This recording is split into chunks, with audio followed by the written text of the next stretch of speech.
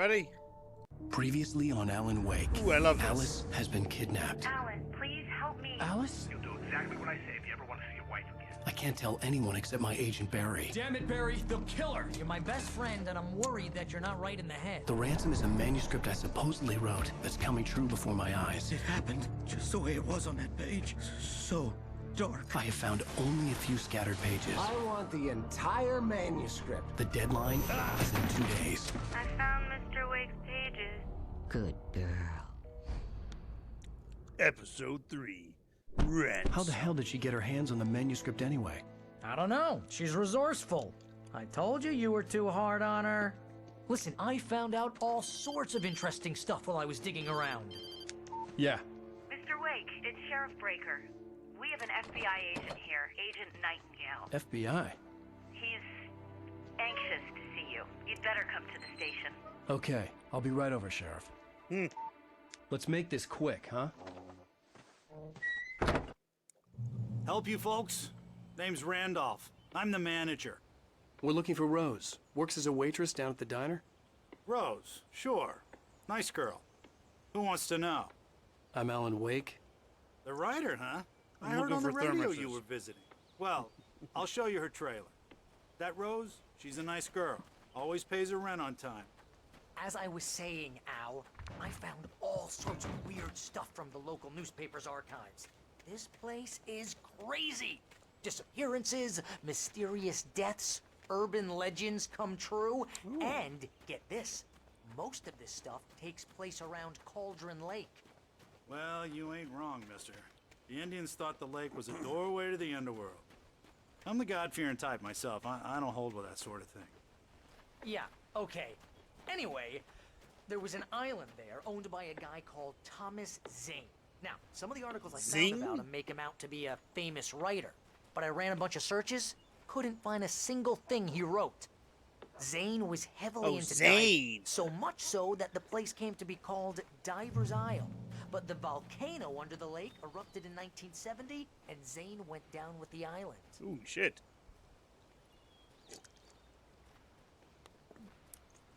What a way to die.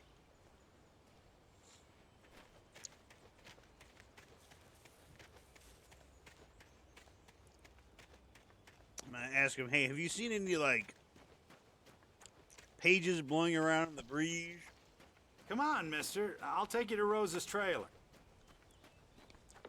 Maybe a couple of thermoses I could,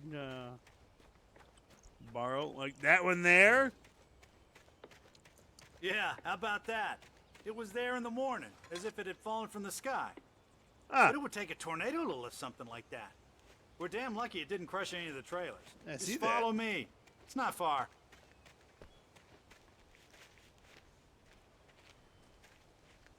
let's go, limp foot. Get that fixed.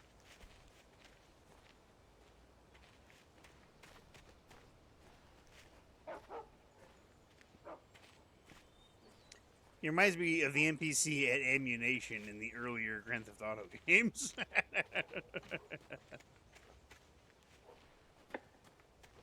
I'm right here, dude. Let's go.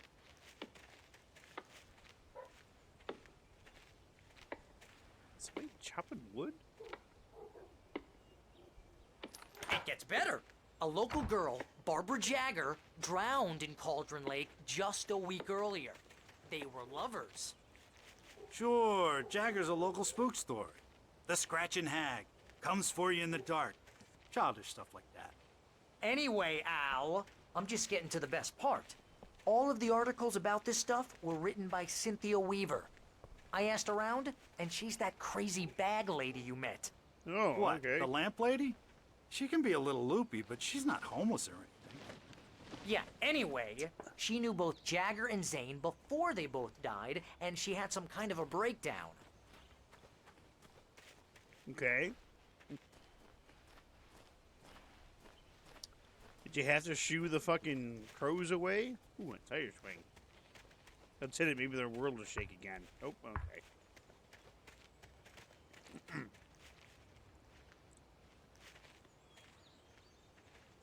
Well, mister, this here's Rose's trailer.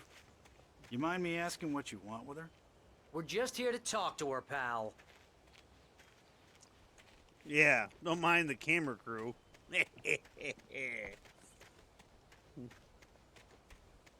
Get your minds out of the gutter. What's wrong with you people? The fuck did that say? It said something. Oh, knock. Oh gosh, he's standing right there. Welcome to... Oh dear. Mr. Wake. I'm so glad you're here. Rose, you have my manuscript? Oh. Oh, yes. Yes. Please, come in. I mean, anybody can tell she's not right. This is really good. Rose, Yes, my manuscript. I really need it. I understand. I know what you need. A muse to inspire you. Oh, for Barry. She doesn't have anything. Yeah, hey, Al? Al, what's... Oh... Barry! What? What?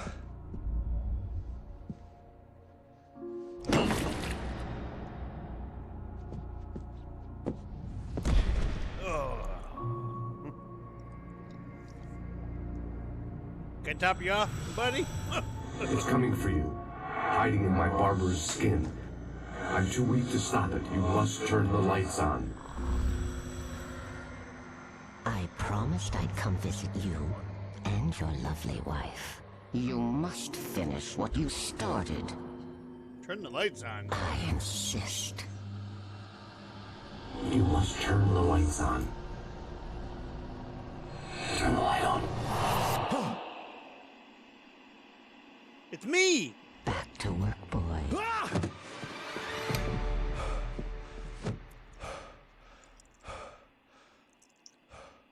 God damn, how long have I been out? I felt nauseous, hungover. Only anger kept me going. I can't tell reality from dream anymore, but it seems I have an imaginary editor to help me. She's an old woman in a funeral dress. I call her Barbara Jagger. She's very strict. I'm writing faster and faster. My manuscript is being heavily revised. The edits are getting very aggressive, and each day there's less of me and more of her. I hate it, but I know she's right. She promises me I can save Alice this way. She knows more of this than I do. About the complex incantation I'm attempting. About this place. She's worked with another writer under similar circumstances, Thomas Zane. The genre of the story seems to be shifting. It's turning into a horror story. I'm getting close. I can feel it.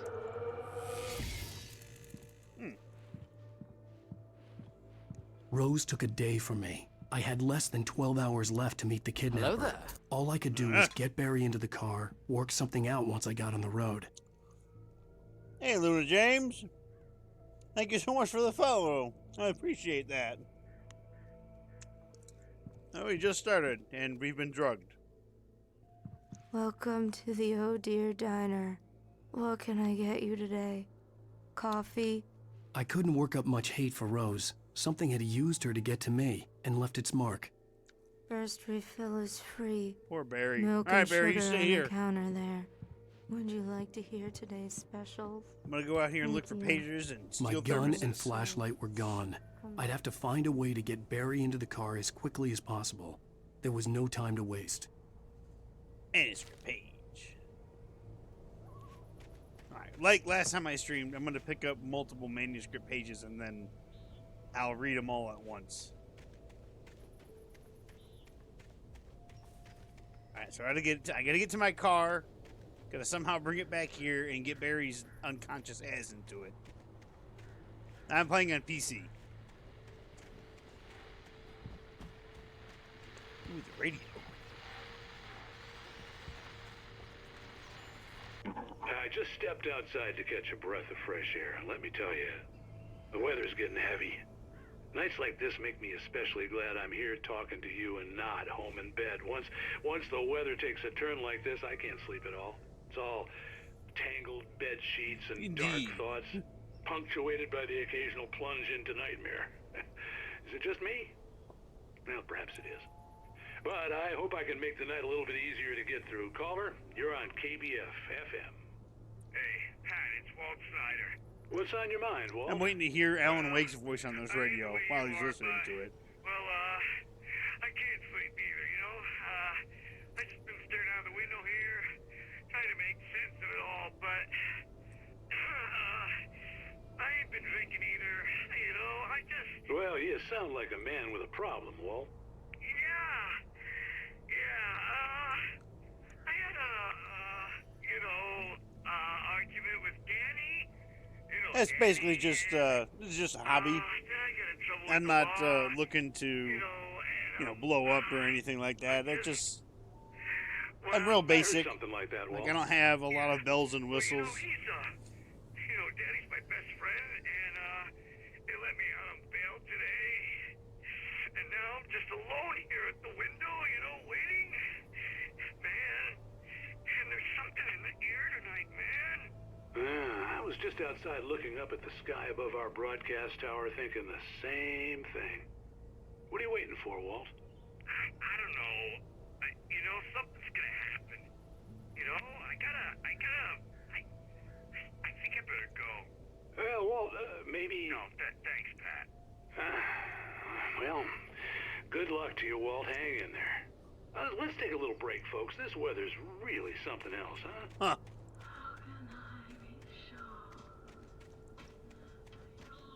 Yeah, indeed, yeah. So, like I said, it's just a hobby. I don't go out for all the bells and whistles and whatnot. Just something I do for fun. People come by. If they, and hopefully I make them laugh or even, make their day a little bit better. Put a logo or banner because he's the most basic entrance of a channel. I thought about it. I'll keep thinking about it. What the fuck was that? Oh, I just walked by somebody's bathroom. Somebody's taking a piss.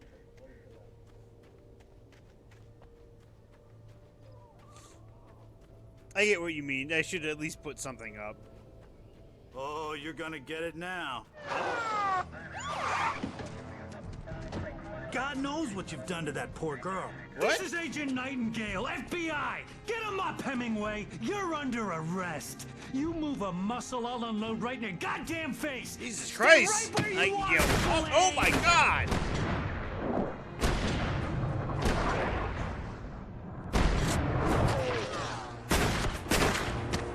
What the fuck? What are? I'm standing right here, you goddamn maniac! No, that's I okay. hated You to don't leave have Barry to do behind, that. but there was no way I'd miss my appointment with the kidnapper. Give it up, Mr. Wake. Come on. Take it easy on him. Don't let him get away. Move it. I'll have your chance if you let him get away. Escape the police! You'll never take me alive! You'll never be able to find me down this trail that's the only trail in the woods.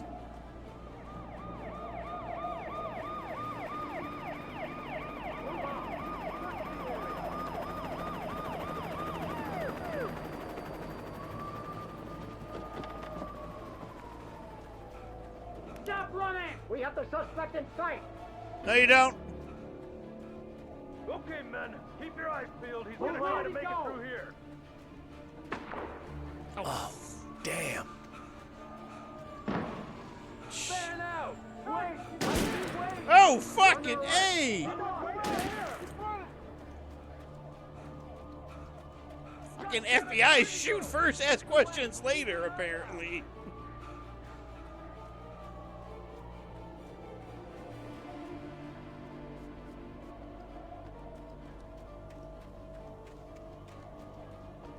I probably missed like 12 manuscript pages by now. God knows how many thermoses. He's gone. Come on, guys. We need to head him off. There we go.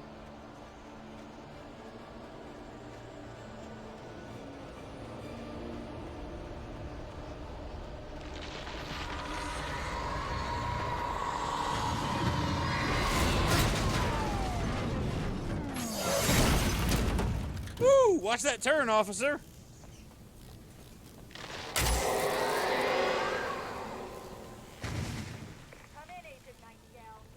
There's some kind of creature knocking trees down over here.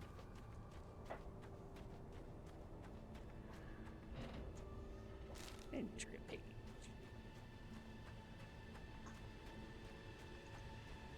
Well, that the fucking FBI showed up at the fence and, like, asked a couple questions and then opened fire immediately. You want to discuss my methods, Sheriff? Make an appointment. Over. You stay right where you are, Agent Nightingale. I'm on my way. Out.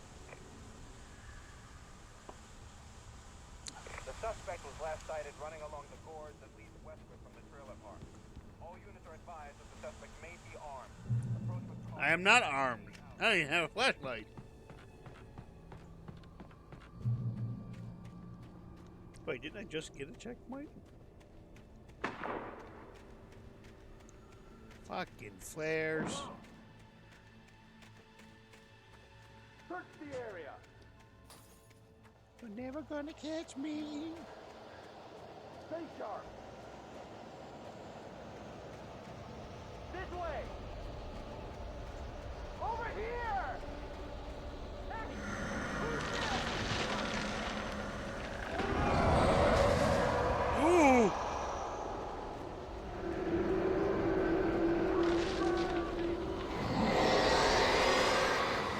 Run.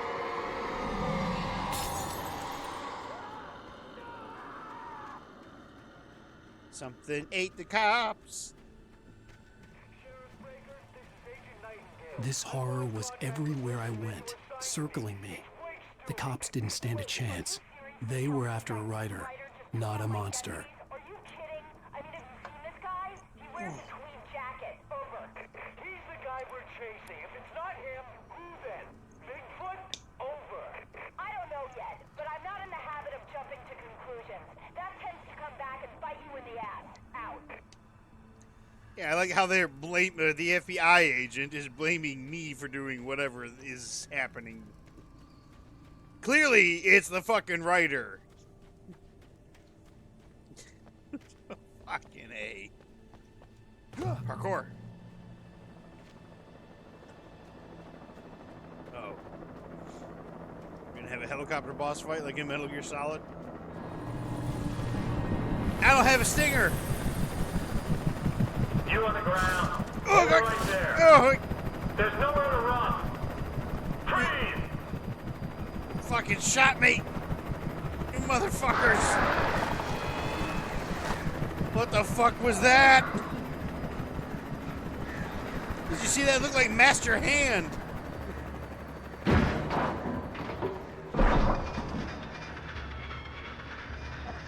Oh.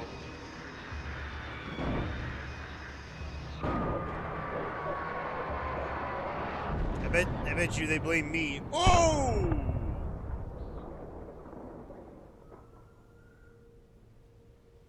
Well, they're dead.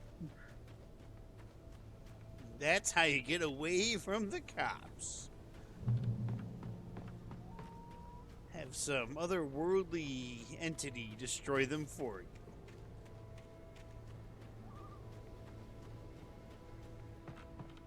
Let's go open the lookout tower.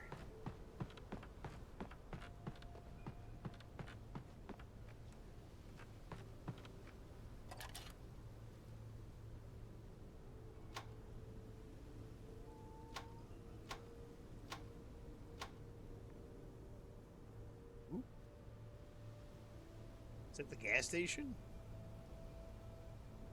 Yeah, they're definitely dead.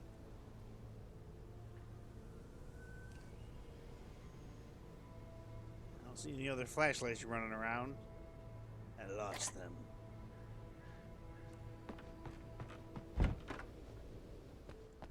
Ah, the thermos. What do we got here? This is James. Mulligan, Thornton, come in. Over. Thornton here. James, we got both Wheeler and Rose in custody. They didn't put up a fight or anything. Why, they were... Hey, Mulligan, what are you doing? Come on. Sit down and give me that. Jane, Mulligan here. Over. Mulligan, over! We got Wheeler and Rose here. Wheeler's drunk or hopped up on something. Speaking of which, that Fed had a pretty distinctive whiff of Otis Scotch about him, if you know what I mean. Over. I don't have anything on that, Deputy Mulligan. Over. Well, whatever. Anyway, Rose is just being plain weird here. You better get Doc in to take a look at both. Over. Gotcha. You better get them here quickly. The, Fed's gonna want to interview Wheeler. Over. Oh, yeah, I bet he does. Looks like they have a lot in common. Mulligan out. So, the FBI agent is a little on the drunk side. I could see the lights of the radio station in the distance.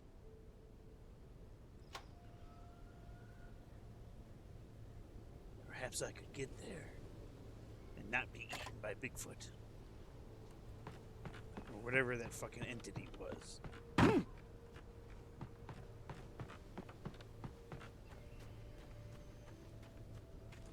Thank you, Ranger Station, with what looked like the most uncomfortable I imagined that the bed to sleep broadcast in. tower in the distance was part of the local radio station. Maine seemed like a decent guy. Perhaps he could give me directions to the coal mine. Like, didn't you just take down a helicopter? What kind of writer are you? The best kind. They always said the pen was mightier than the sword.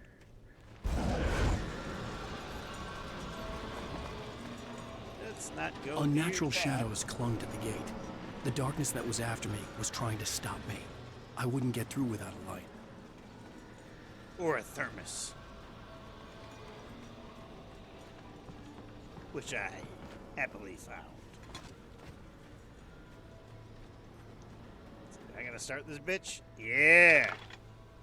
1, 2, 3!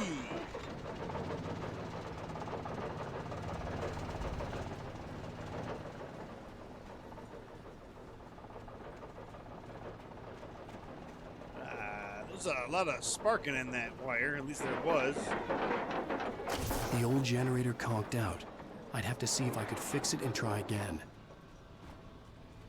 The fucking the gas tank. Look at it. What the fuck? There we go. Get back into place. 1, 2, 3. Hey, look at all those sparks. That's not normal.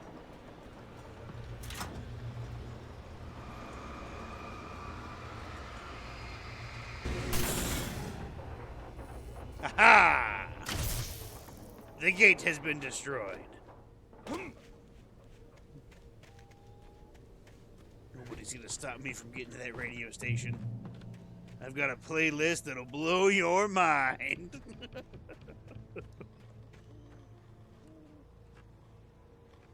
See some lights down there.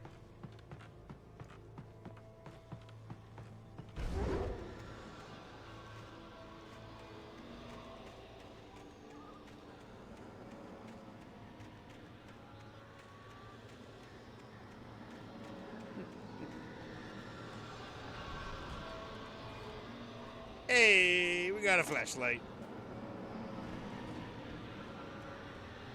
Now, if only I could get my gun.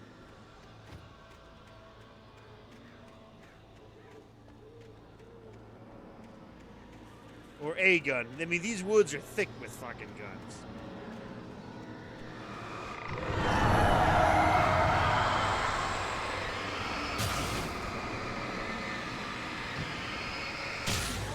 There we go.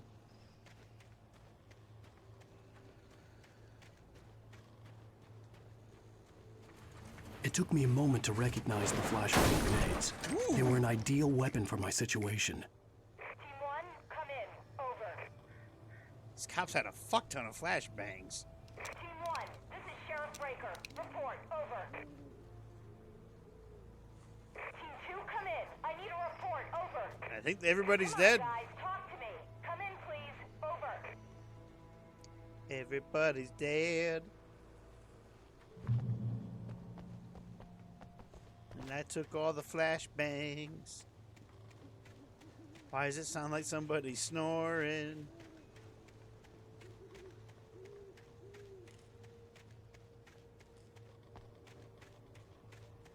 Maybe that's just the ambiance music, but I swear to God, it sounded like somebody was like...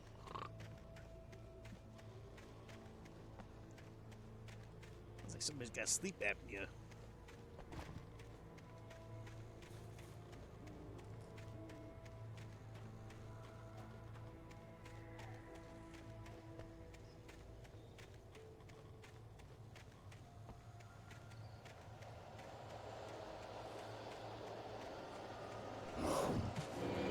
Ooh!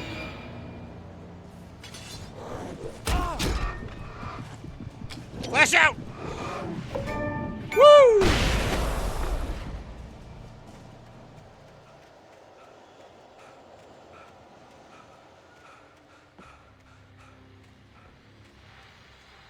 And here's another call.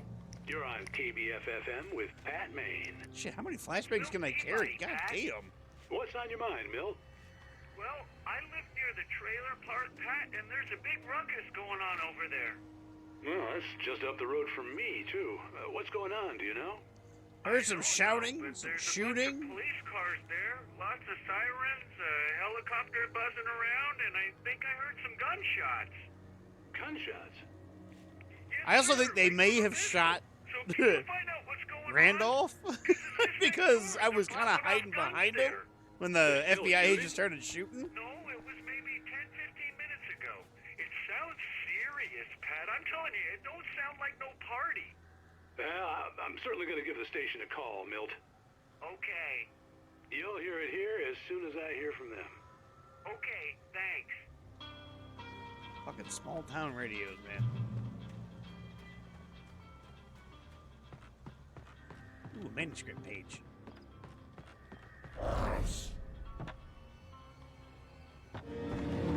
You're under arrest. Woo! Get the fuck out of here! Alright, I've picked up enough manuscript pages. Why don't we start from the top? Mr. Randolph liked Rose. That little smile she had. How she was still sweet when life had tried so hard to make her bitter. It wasn't any of his business what she did in her trailer. But those strangers, the writer and his smart-ass sidekick, looked like trouble. And they'd been in there for hours, way past her normal bedtime. He reached for the phone and called the sheriff's station. He has a little stalkery. For decades, the darkness that wore Barbara Jagger's skin slept fitfully in the dark place that was its home and prison. It was hungry and in pain. It dreamed of its nights of glory when the poet's writing had called it from the depths and given it a brief, terrible taste of power and freedom. The rock stars had stirred it from the deep sleep the poet had sunk it back to in the end.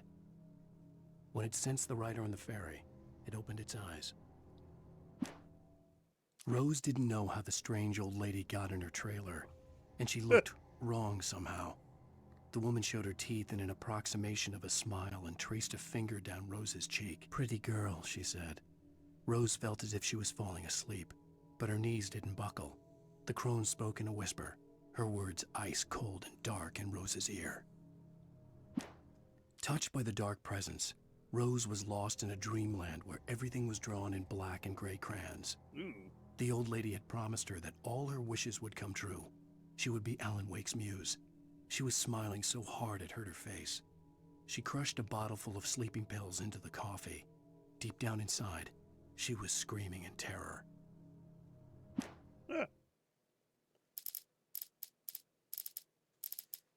Fucking Christ, there's a lot of fucking pages here. There's just as many thermoses.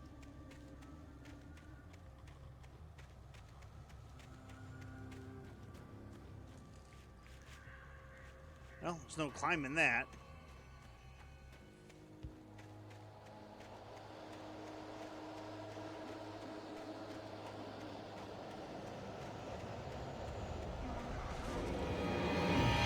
I heard him.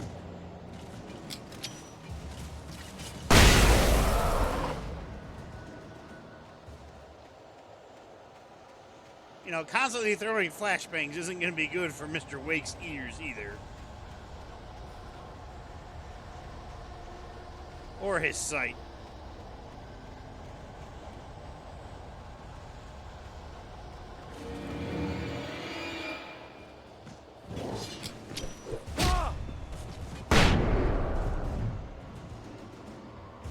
Oh, it's the cops, thank God.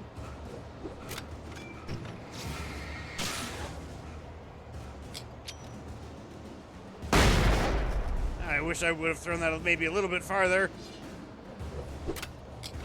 Here you go, bitch.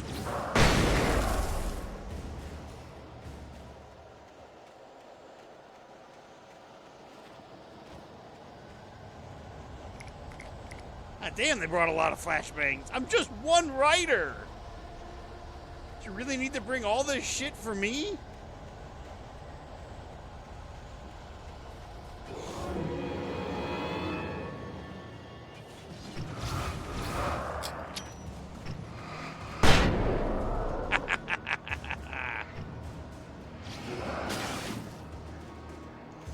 Come and get me, motherfucker!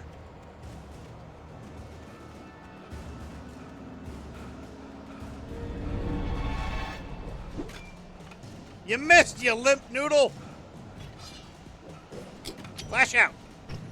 I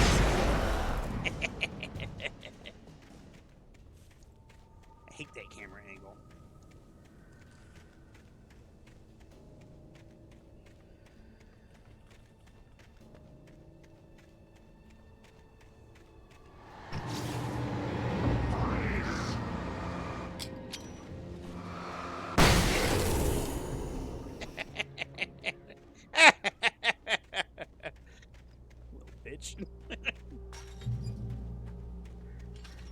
I hoped Maine could lend me a car to get to the coal mine.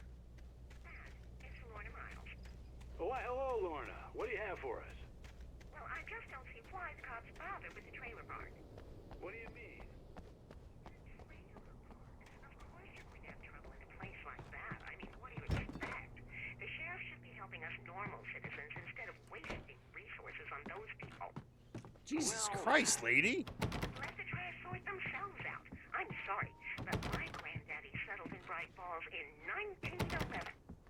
Well, thank you very much. Fuck your granddaddy. Compassionate viewpoint, Lorna. Hey, buddy. Oh, here's a little surprise.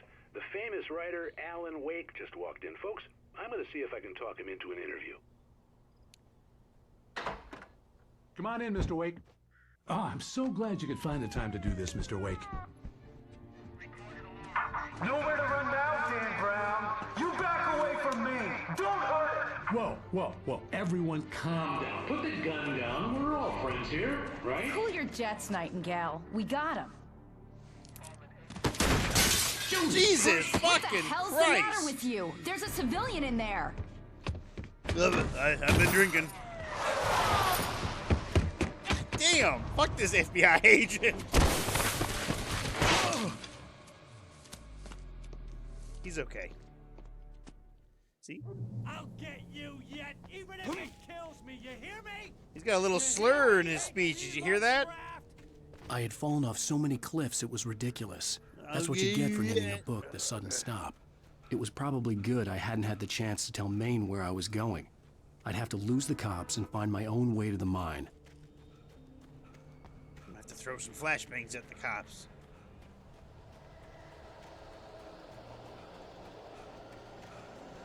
What do we got here? Oh shit!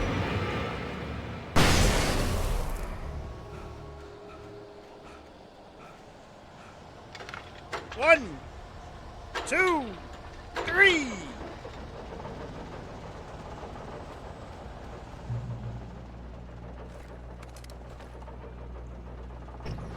Revolver Ocelot's back, motherfucker.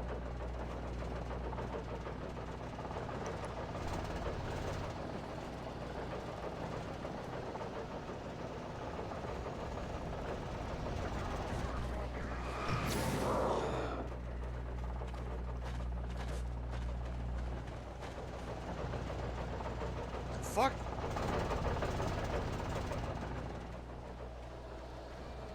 Not gonna lie, hearing footsteps but not being able to see anything, that is kind of terrifying.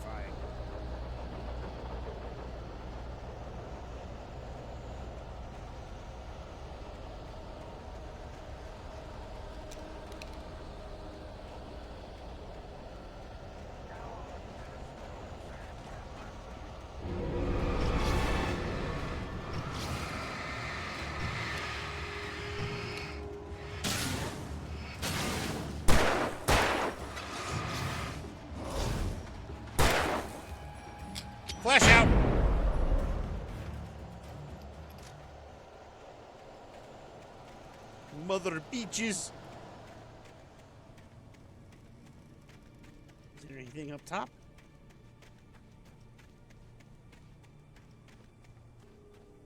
You know how long it's been since I've held a thermos? I need a thermos. Gives Alan Wake his powers.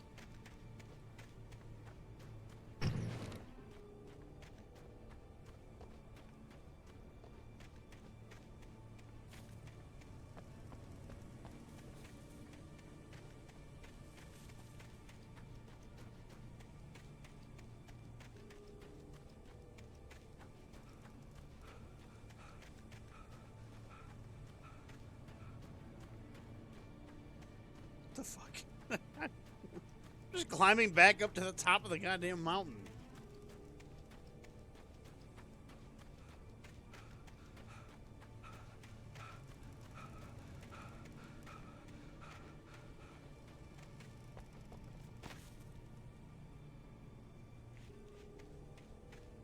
A thermos! The journey to the radio antenna was worth it. We found a thermos.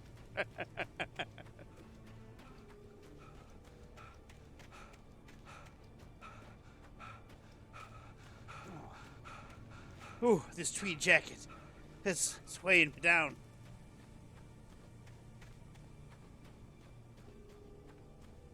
It's covered in my sweat and grossness for like 3 days now.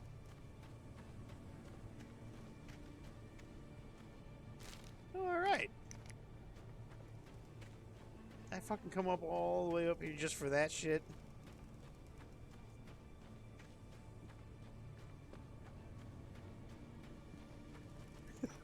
Oh god, you gotta be kidding me. Well, I'm not surprised. Look, we got a thermos, we got a manuscript page. Let's bunny hop our way down the hill.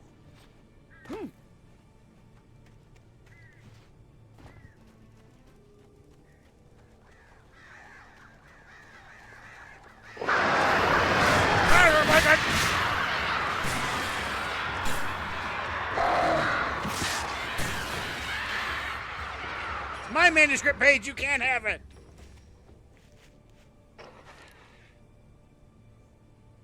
I see you.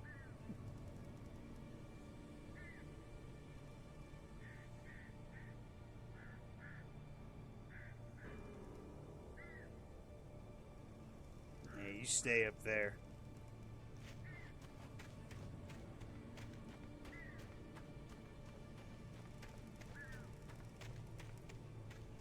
Birds have scared me more than anything else in this game. It's not like in Nightingale when I played the other day. It's like, oh look, there's a spider over there. Ah, he won't see me. Turn around and fucking spider's right in my goddamn face.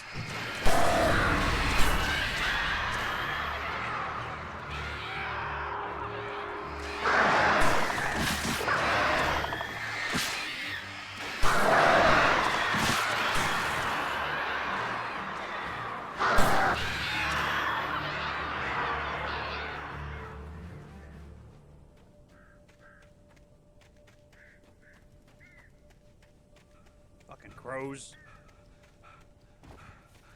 Normally you want to befriend crows. Crows are good.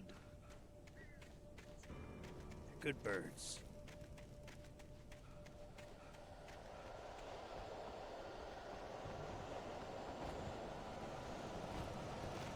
In the abyss.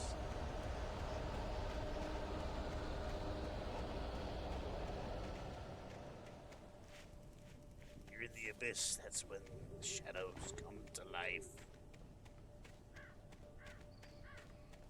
There was no sensible reason for the power company work lights to be here. It was almost as if they'd been left for someone like me to use. I might as well. Do the electric company, do they make a fucking a habit of coming out with a revolver and a bunch of flashbangs?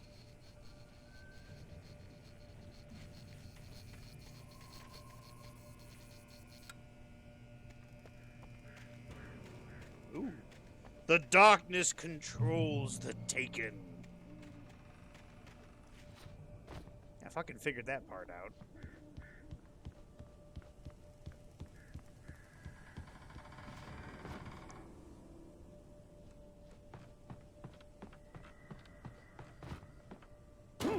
I'm okay.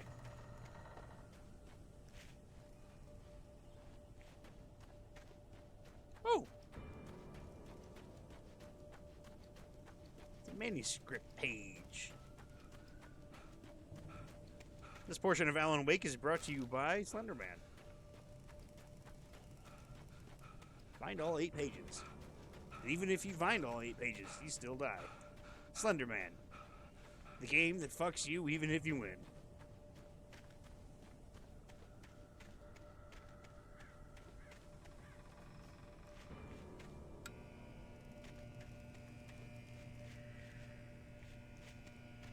I don't want to go in there just yet. All right, we got a couple more pages. Nightingale stared through the broken studio window into the dark woods. He turned around, started to walk out, but Maine grabbed his arm. "Young man, you almost shot me. You don't shoot off rounds at people like that. What's the matter with you?" Nightingale shook his arm free, marched out. His cheeks burned with rage and humiliation. Danny had stepped out, but what stumbled back in was something else. Something alien. A monster. Walter tried to kill it, first with his fists, then a chair. It wouldn't die. Instead, it kept coming, unaffected by the beating it had taken. After Walter managed to kick it down the cellar stairs, fear took over. He ran, got behind the wheel, gunned the engine. The booze wouldn't make him forget, but he knew he had to try. That was right after that. Wake attacked by a bulldozer? What? The bulldozer's engine roared to life. Mud and rocks flew as it fought for traction.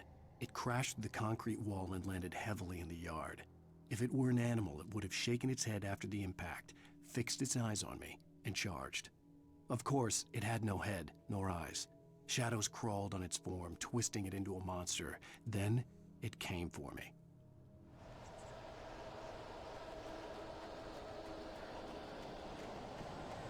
Thermos!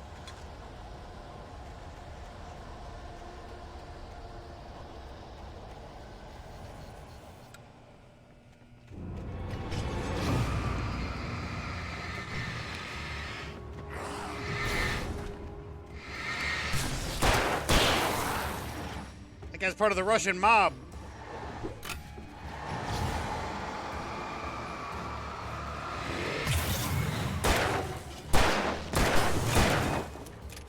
Shit, shit, shit, shit, shit, shit, shit, shit, shit.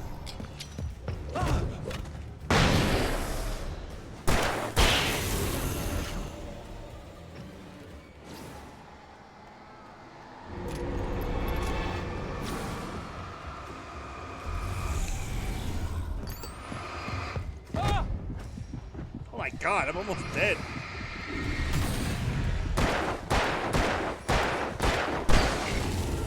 Fucking A, 5 rounds to kill one of these assholes. And so much for these fucking floodlights. These floodlights suck balls. Hello, we got a shotgun now.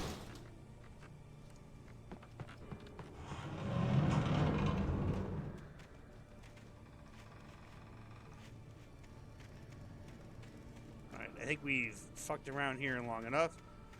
That light, you can hurt them. No shit, it's like this is like finding stuff in Dead Space where it's like,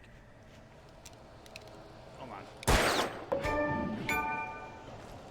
where it's like, you know, it keeps telling you cut off the limbs. Yeah, no shit, cut off the limbs.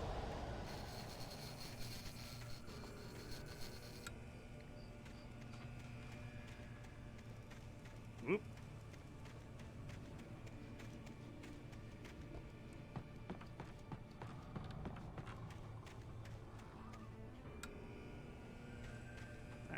Says we gotta go this way.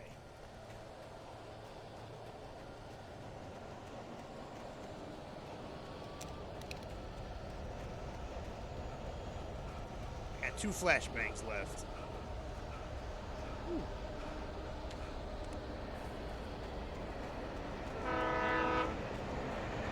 Gotta hop on the train like Vinny got needy and Max Payne.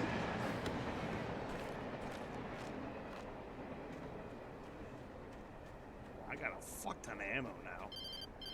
Hello. Hello? The most stubborn man I've ever met. Alice? Alice? Alan, I'm so afraid. It keeps me in the dark. Please help me. I look at you, Alan, and it's not you. Something else. Looking out from behind your eyes. Alice, I'm here. I'm so alone. This reception is terrible. It's all gonna go to hell. You need to be careful. Cooperate. The connection had been terrible, but that wasn't the only thing that hadn't been right with the call. She sounded wrong somehow, but she had called me. There's some supplies. Probably in this shack.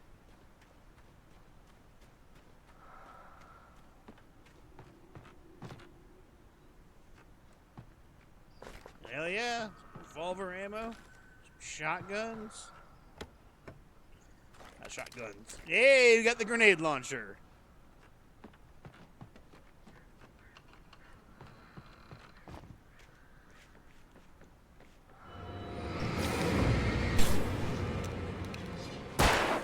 Fuck you, tracksuit bitch.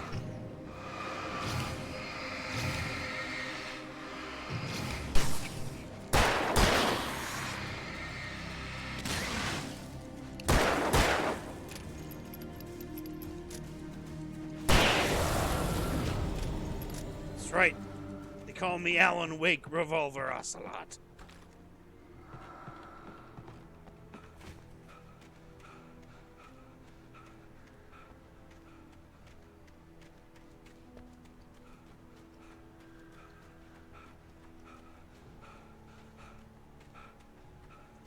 So I got my shotgun, got a grenade launcher.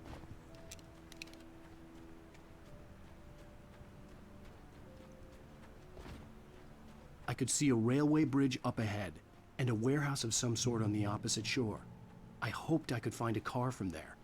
So for some reason, a boat propeller. Just, you know, out in the middle of the forest. Guess it makes about as much sense as finding guns just strewn about everywhere. And shells in, like, emergency kits.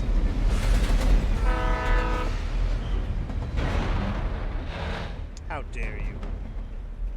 The darkness that was pursuing me was growing stronger, and it was taking over everything in its path.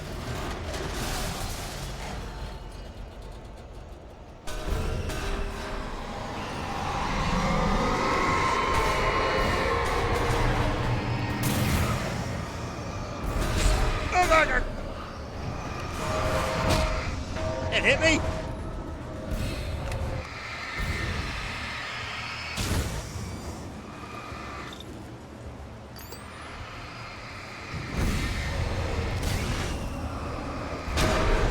Oh!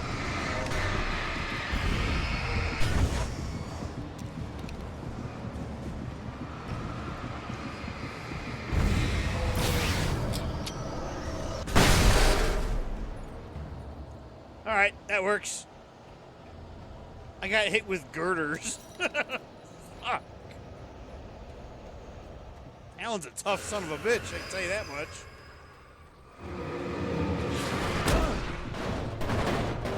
We're fine.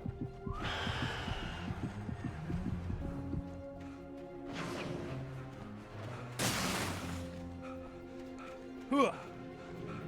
Hooah. Take that. You can't catch As a me. teenager, just starting to get interested in writing, Stephen King had been a source of inspiration to me. I thought about all the inanimate objects that had come to life in his books. No one is safe in a good horror story. Certainly not the protagonist. That's what makes them fun. This was anything but. Heavy duty The darkness could flashlight. possess anything, and it was getting closer. That's what I'm talking about. me some more lumens. Give me one of those, like, 21,000 lumens flashlights.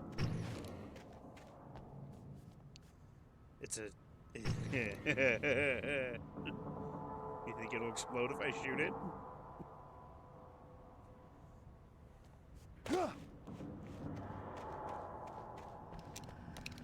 Thermos!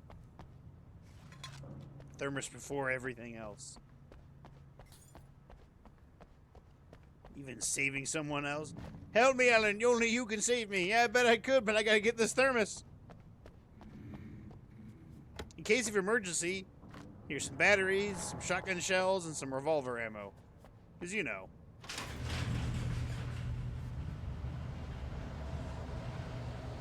Oh, motherfuckers.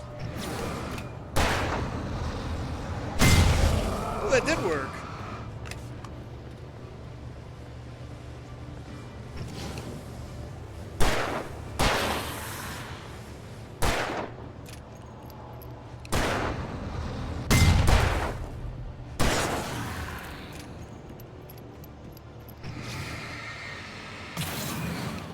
I got something for that ass.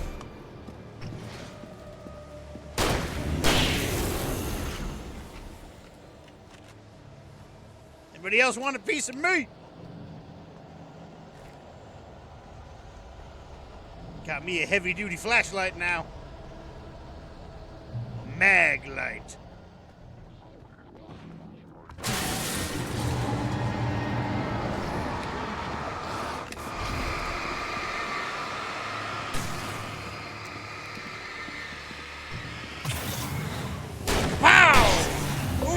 Double kill! Fuck out of here.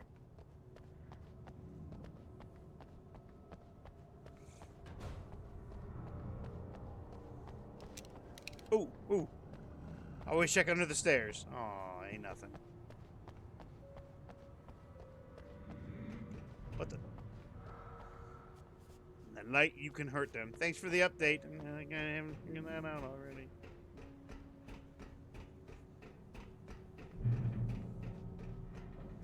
These flares have been invaluable.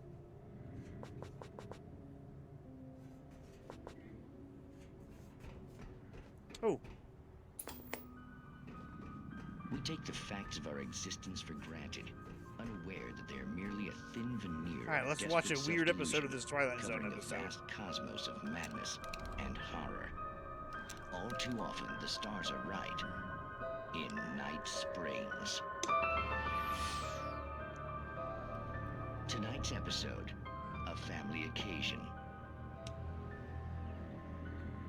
Journalist Alvin Derleth's trip to study the local customs of an insular community in Night Springs has been less than successful. Until tonight. Well, I'm glad you changed your minds about this. Ancient customs, local mythology. My editor loves this kind of stuff. Well, Mr. Derleth, we don't want to feel like we're on exhibition. But you have demonstrated the seriousness of your intent. Oh, I am serious. Really, just do your thing. I'll stay out of your way and observe. Actually, I thought you could assist us. Oh! I'm a man short. It would provide you with an intimate perspective. Could I really? Of course. What kind of fucking show am I watching? I guess that's the least I... What would I have to do? Oh, here. Let me show you with a kiss. Oh my!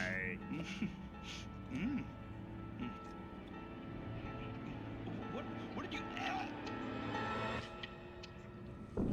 The fuck? I just... Oh, Mr. Derleth, you have well pleased Nixie Perka, the dweller in flesh.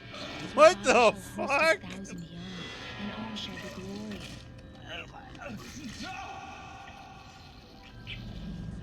Shh, darling, be calm. Shh. Alvin Derleth learned a harsh lesson. If you go looking for mythology, it may come looking for you. And such quests always bear fruit. In Night Springs. That kind of sucked. It's like that guy was going on like a fact-finding mission. And then he gets killed. What the fuck? That's terrible. Whew. Alright, we picked up a couple. Sarah distrusts Night. I would assume so. Sarah trusted her gut, and her gut said Agent Nightingale was an asshole. He felt wrong, and it wasn't just the smell of stale booze. It was in the way he flashed his badge, pulled rank, the look in his eyes when he wanted answers. Where was Alan Wake? What was this about an accident? Where was his wife? And most importantly, why did she let Wake go? He wouldn't answer her questions. Federal business was all he'd say. The pipe wrenched itself loose from the bridge's steel framework. Wrapped in darkness, it floated in midair, twitching. For a moment, I didn't understand what I was looking at. The heavy object lurched at me with impossible force. I threw myself out of the way, but just barely. When I turned my flashlight on, it shook in a dark that's still, rage like, fucked before up. it flew at me again. I'm just trying to get some information on a report, something that I want to write about. Oh, come this way. You're dead. I slammed the door shut right in his smug face. He pleaded for me to open the door. True to form, the asshole actually thought I would obey. I had no sympathy left, no guilt either, not for him. I took a moment to savor the scream. I bet I had a smile on my face. It was all that I had time for. The dark presence was inside the lodge with me. Holy shit, what the fuck? Wake and the dark presence in the lodge. Wake attacked by the dark presence. The darkness surged towards me, sucking everything loose from the ground into its depths, tugging at my clothes. I saw the flare the kidnapper had dropped and threw myself towards it just as I felt my feet leave the ground. The Twilight Zone? The darkness embraced me with the force of a tornado. How old do you think I am? Somehow I managed to light the flare. The darkness I say that, roared and and yet cast I've me watched away. many episodes I of the fell Twilight towards Zone. the dark waters of the lake far below.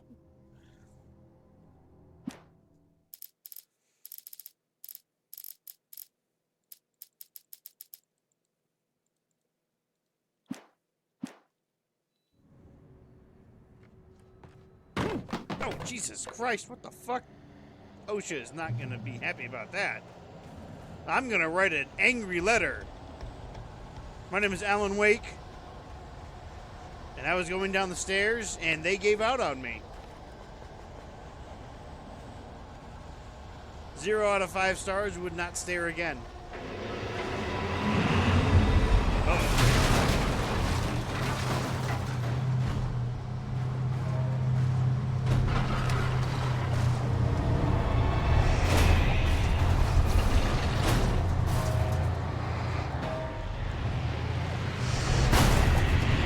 Jesus Christ!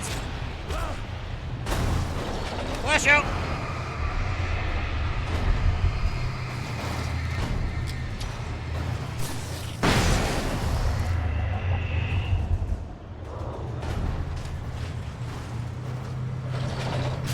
Yeah!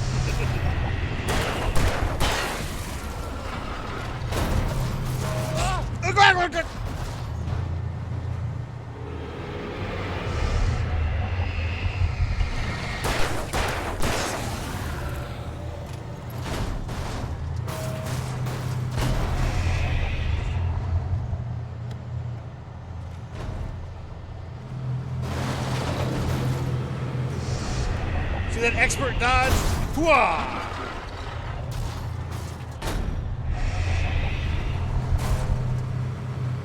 Hooah! Yeah, you can't come over here, can you, bitch?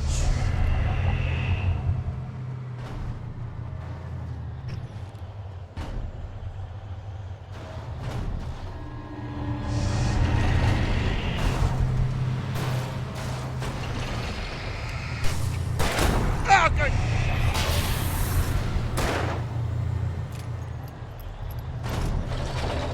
Yeah!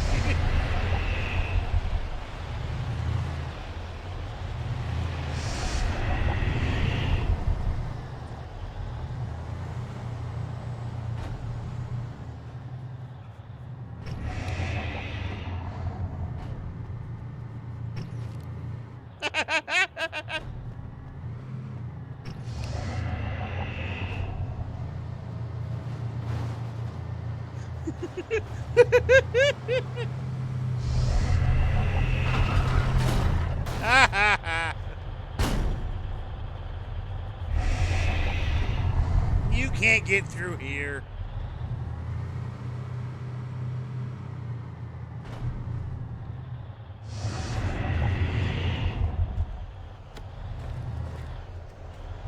I stole all the supplies! Ooh, a thermos. Hello, Aaron, son. I forgot to say hello. And how are you?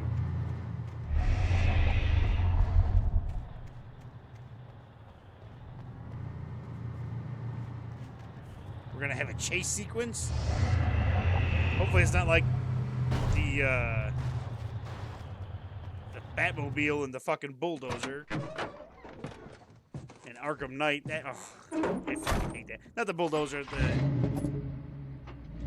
I had never been this the glad to see tunneler. the sunrise. I had a couple of hours to get to the coal mine. Yeah, fuck that bulldozer.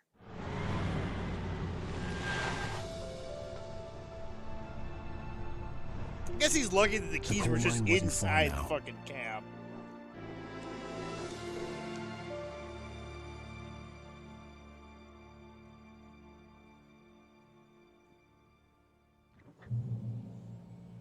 Today, I would meet the kidnapper, and he would give me Alice. I wouldn't give him any other choice. A drowning man will clutch at a straw. I'm alright, I'm better now. Yesterday that sucked. To leave work early. My fucking mom called me and she was in tears telling me that my dad was taken to the hospital from work. So I text my supervisor, I'm like, hey, look, so this is what's happening. As soon as I know what hospital my dad's going to, Even during I'll be daytime, leaving. I was being stalked. The bridge must have collapsed only moments after I'd crossed it. Everything's fine now. He's okay. All his tests came back fine. So he's good to go. All day today he's been good, so it's pretty good. I was actually thinking about the game when I was at work today. Just the first couple chapters, it was like, all right, I mean, it's as far as like a gameplay, like, you know, shooting the shadow people. I was like, you know, it's not bad. It's not terrible. It's not fantastic either. But then at the same time, it's I gotta give it more time. I gotta get into more Little by meat little, of the game, without you know? realizing it, I'd come to believe that the story in the manuscript was coming true. The current of its narrative had taken me deeper and deeper into dark waters. Alice had been taken from me. Barry was probably in jail. I was a fugitive from the FBI. The whole world taken over by the dark presence was trying to destroy me. It all felt real, but it matched a textbook case of insanity. Like when I think of this game, and I think of horror, my buddy Travis, he could play the game. And he hates horror games because he can't play them at all. And I'm like, okay, well let me play it. And I was playing it, and like again, I mean, there was a couple parts that were a little unsettling, but not like terrifying.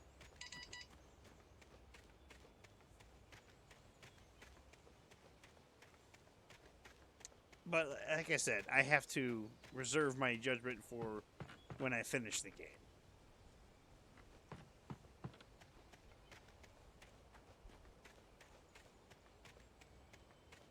It really is. As a narrative, as a storyteller, yeah, the fucking game's great. I give it like a 10 out of 10 for that. Like, that's fantastic. I love being immersed into this game, and that's what I am right now. Oh, damn, this is a lot faster.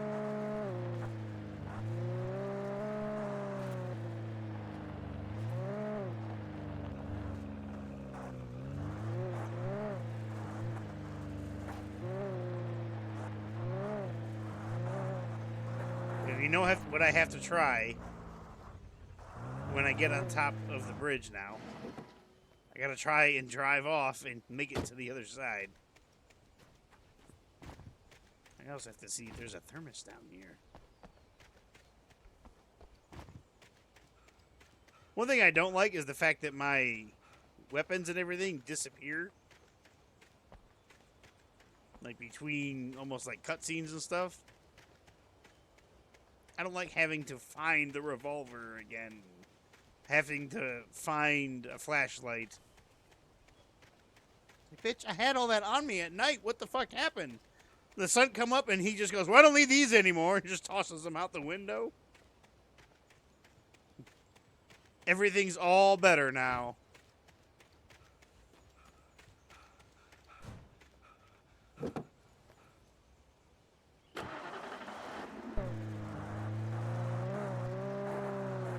I do like that there's driving in the game, even though it's a little janky, but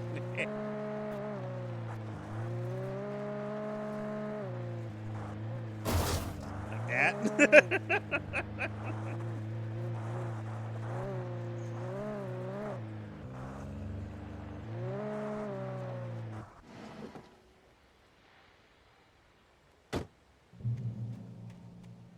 Hello? Is there anybody in here? There's a radio.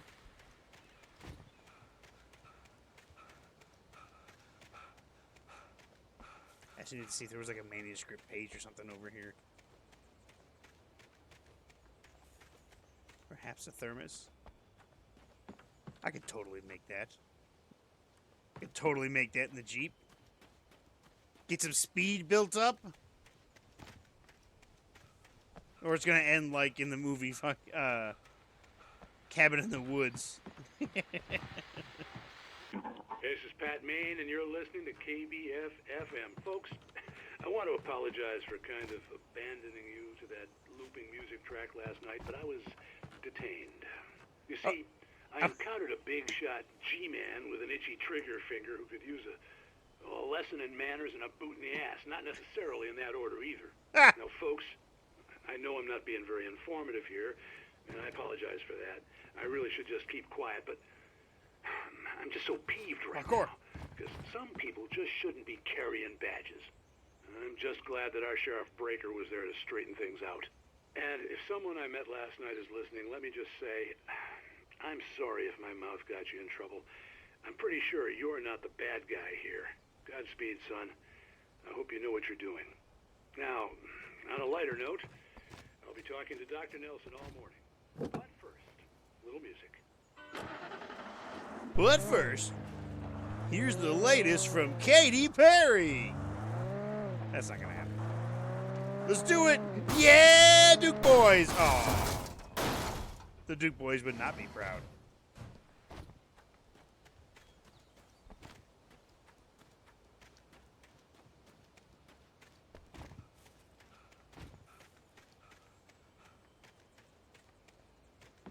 That's a good thing. There's a good staircase right here.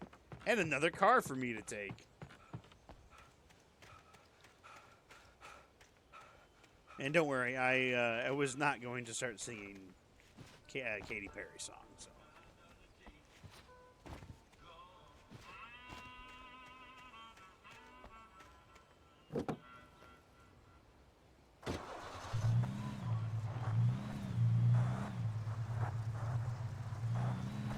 Woo! Car's a little touchy. Does everybody just keep their keys in the car? Or is Alan Wake a fucking master car thief? Hill, thanks.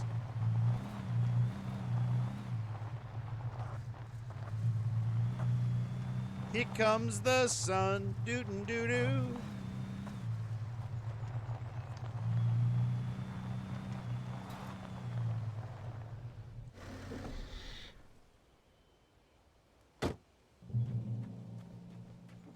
Oh, thank God, a porta potty. I gotta take a shit. Oh, it's fucking occupied. Every porta potty I come across is occupied.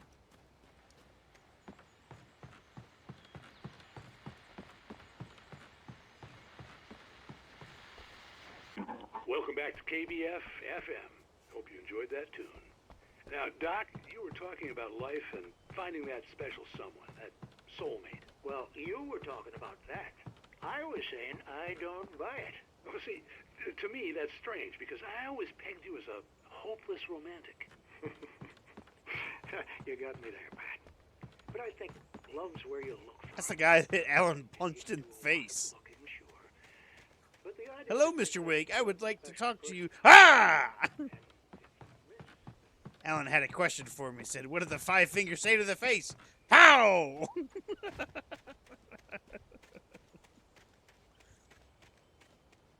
That's such an old joke. I fucking love it. It's so bad.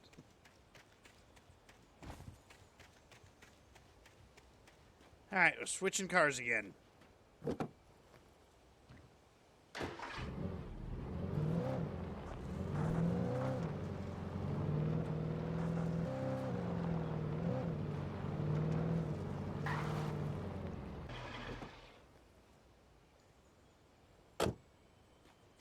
What's over here?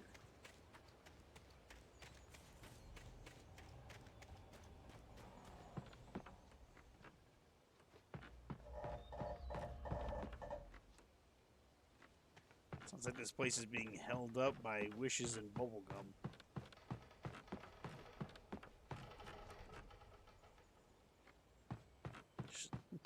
No chance that there's any termite damage here.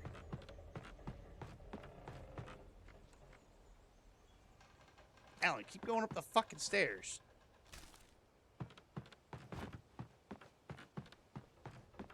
Like, he stops. Like, he gets to a certain point, he's just like, alright, I'm done.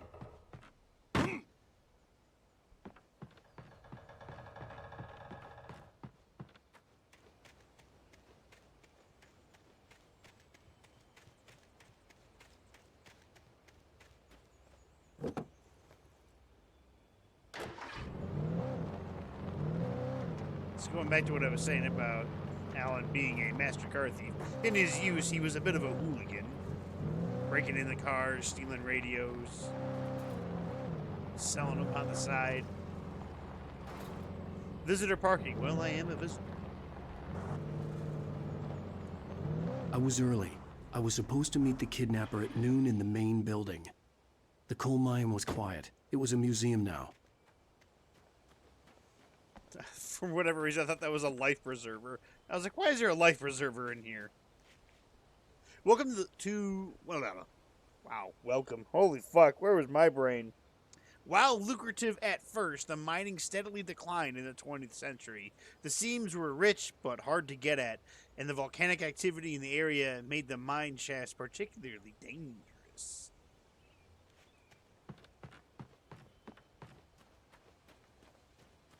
Hooah!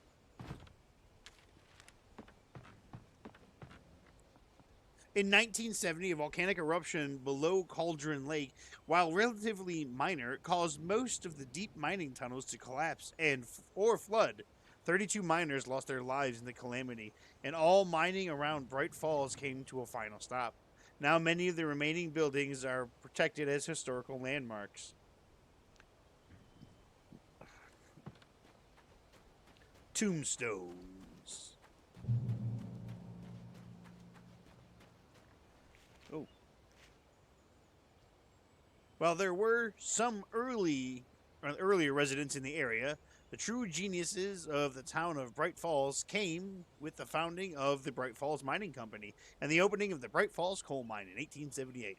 Although the work was hard and dangerous, many immigrants, Germans, Poles, Italians, Finns, and Swedes, among others, worked the mines. Oh, and one of them left a thermos. It's my thermos now. Alan Wake has a weird thing for collecting thermoses.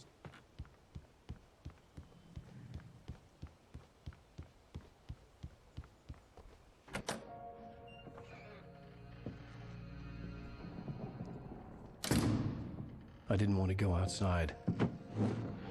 Cops had to be looking for me. The noon sun turned the place into a sauna. The Fuck, day what's dragged noon on. already? God damn, that was quick. Different scenarios ran through my mind. Ways of how I'd torture the kidnapper to get Alice back. Or the different horrible things he could have done to her. I imagined her dead. I had no way of knowing she was still alive. It was killing me. I was running on blind hope. It was all a waste of time. The bastard never showed up. Roar, Alan Wake rage! I'm gonna write so many angry letters. Where the hell are you? Change of plans. You know where Mirror Peak is? It's a big mountain north of where you are. You follow the path from the mine, you can't miss it. There's a lookout point there. I'll be waiting. I'm through being jerked around by You you. want to see your wife alive? Because if you do, you better watch what you say to me. Do we understand each other? I want to talk to Alice. Yeah, and I want the manuscript. Don't keep me waiting, Wake. And I want to take Hello? with Selma Hayek. Whoa! Ah! I'm gonna kill him. See, I told you Alan Wake rage. I had to get to Mirror Peak. All right. With Nightingale gone and the night wind blowing in through the broken studio window, Maine stared at Sarah. The sheriff looked away. Maine's voice shook with barely controlled anger. That boy's doing more drinking than thinking. I hope you know what you're doing, Sarah. He's got a sickness in his eyes. You take my word for it. He wants Wake for a reason, and it's not for Why anything did you good. the Incredible Hulk?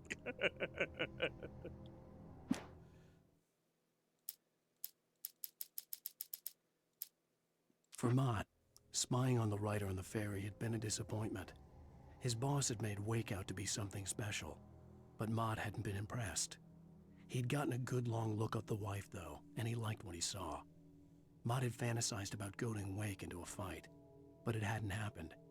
Still, he'd get his chance to see if the writer had anything in him. He'd been promised as much.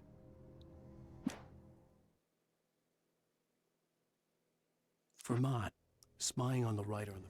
All right. Give me 1 second. I will be right back.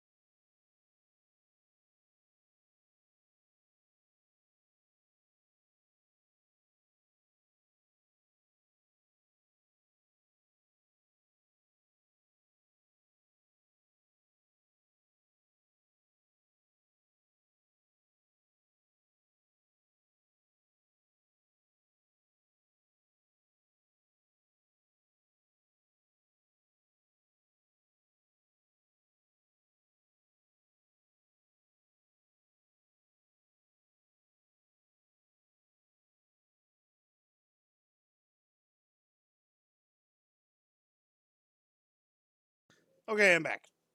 Sorry, there was dinner was finished and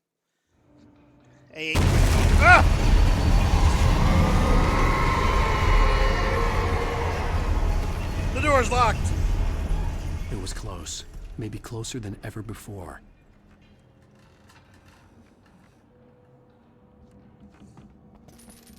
The door's locked. How am I gonna get out of here? Should I go through the rock crusher? Look,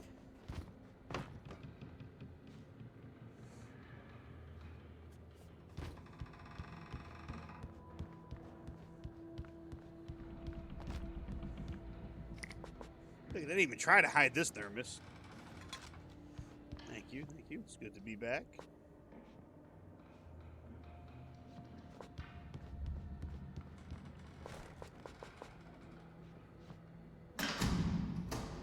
There you go. Oh, fuck me.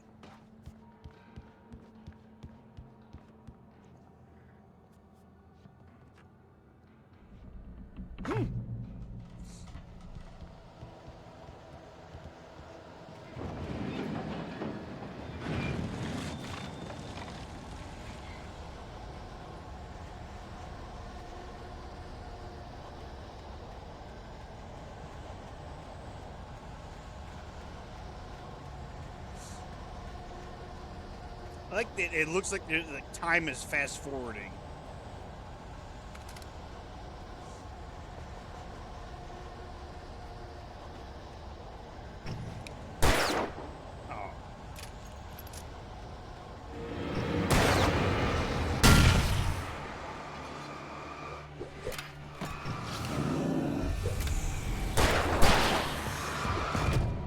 Oh.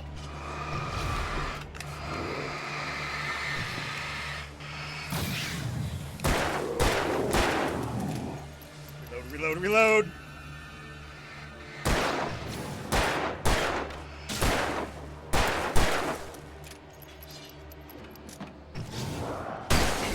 Aha!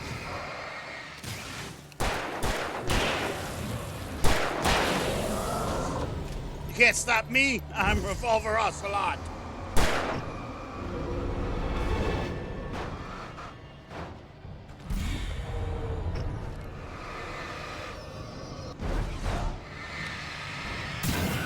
Take that, possessed minecart.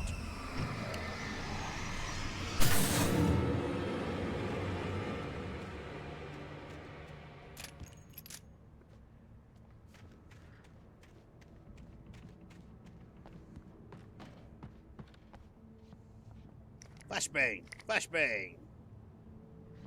Don't know what flashbangs are doing at the fucking old coal mine.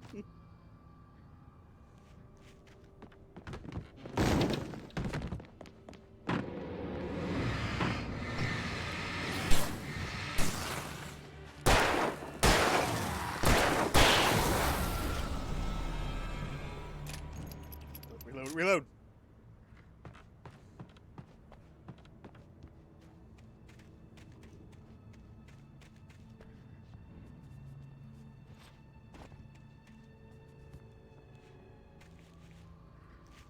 Trying to get that fucking the dodging down.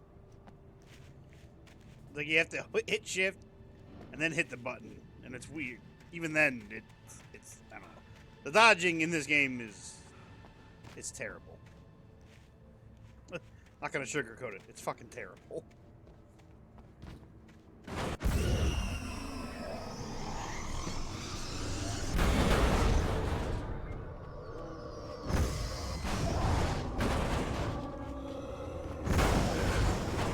But you stay in there.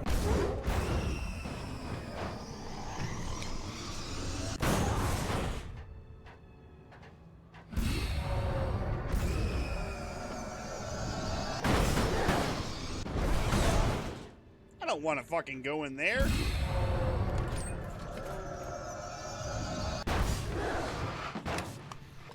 There you go, motherfucker.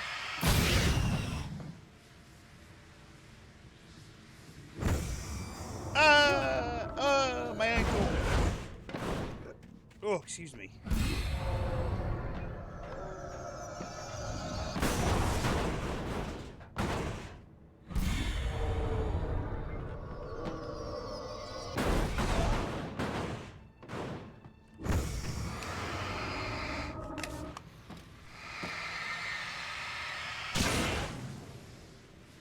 There we go.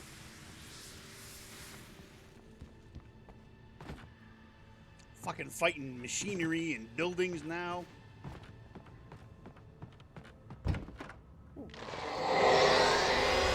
What the hell?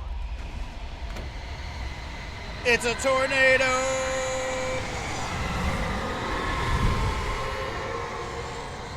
Something tells me my dinky flashlight isn't going to do much to it.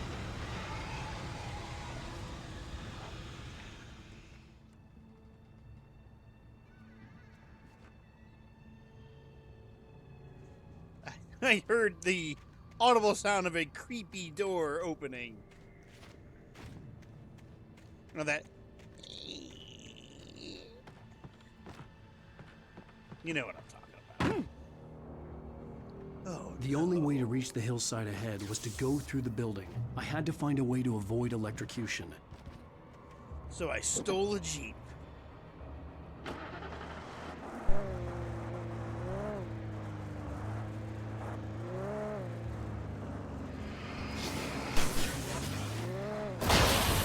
And I ran over some Russian mobsters. Fucking tracksuit wearing motherfuckers.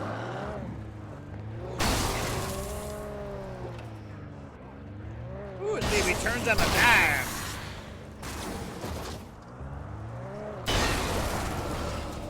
The fuck out of here. I thought that was a guy. It's a tree.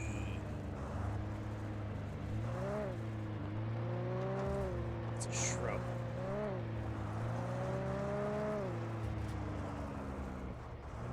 God damn.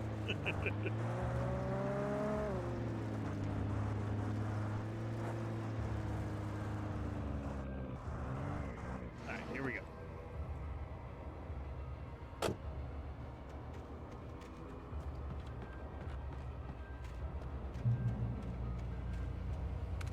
Yes! Flare gun ammo. More grenade launcher ammo.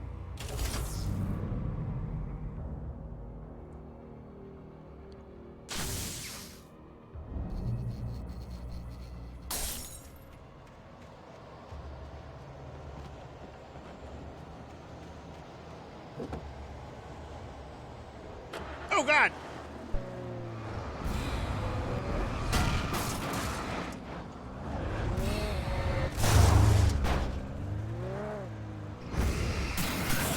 Aha! Jesus Christ, my screen.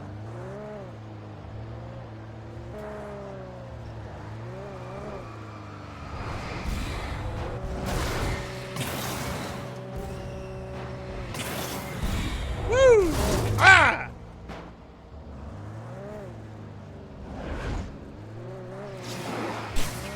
Look at all the tracksuit wearing motherfuckers! Ugh!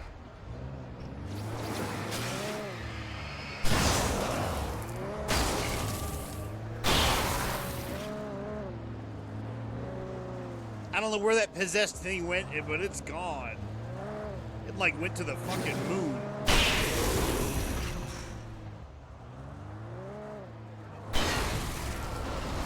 I love, like, why would I run around here when I have a car?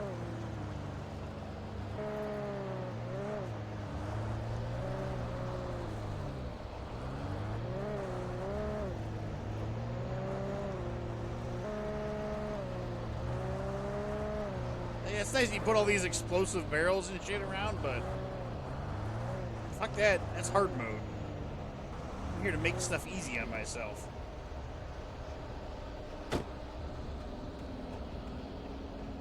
Alright, I didn't electrocute myself. Fuck that thing.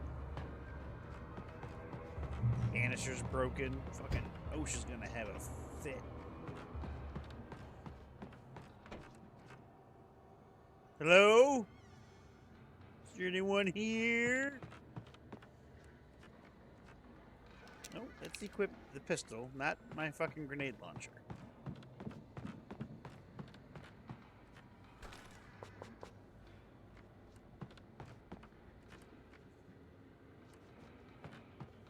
All right, look, if you're hiding in here,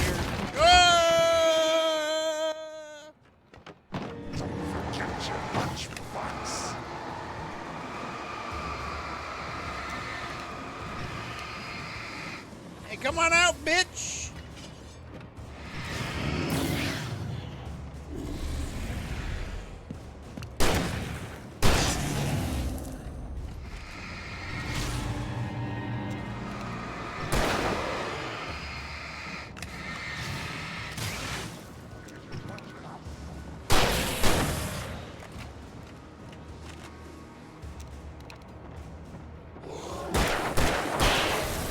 Fuck out of here.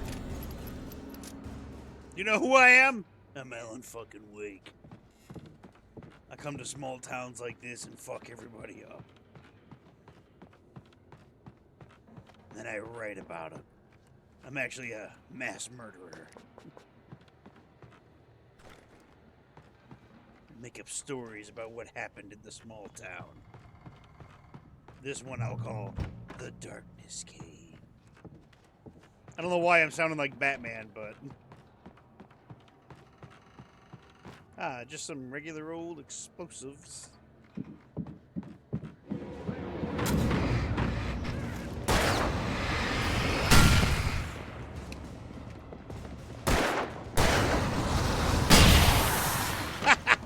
Quad kill!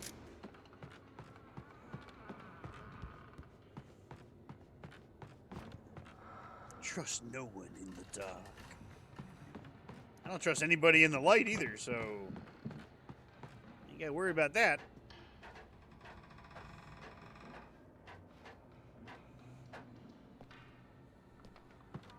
Ooh, a thermos. Yes. Follow. It said not to trust anybody. I ain't following you. Can I sit in the big red chair? It does look cozy.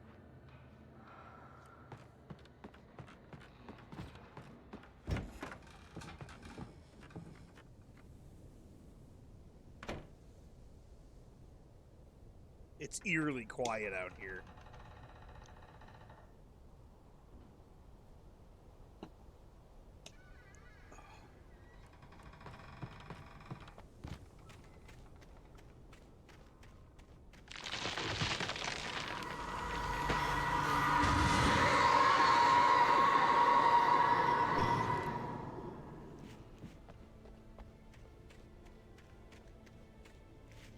Had to make sure it wasn't a phantom tree.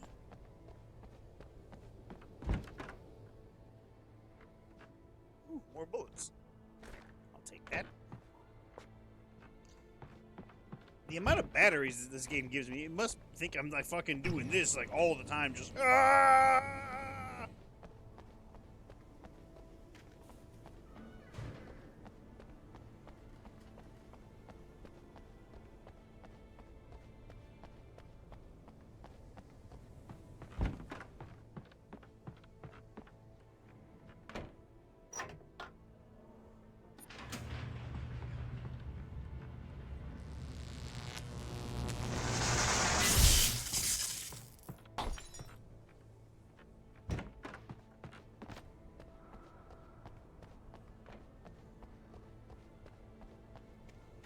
There was really no way the think about flashbang grenades were getting, standard power company equipment. See?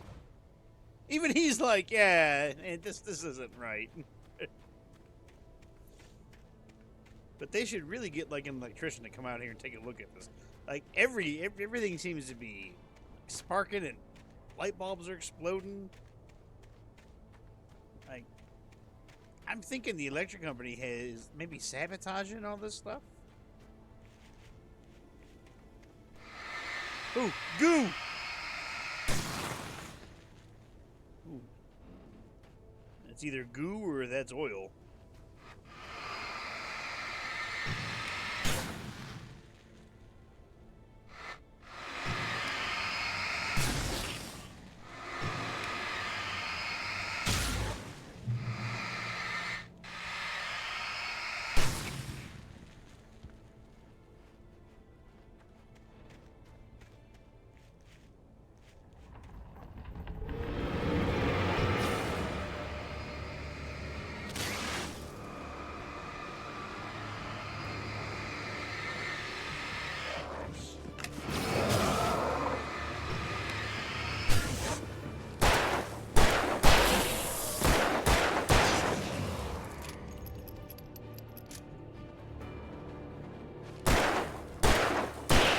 fucking leather jacket, Fonzie.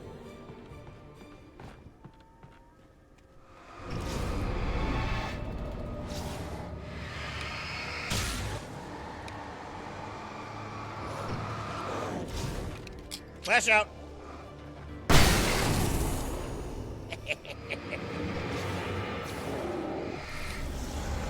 Flash out.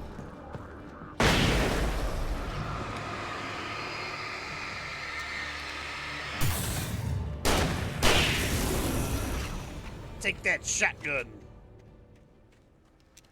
Bitch. Give me back my flares. My flurs. Ooh. Almost stepped off to my doom.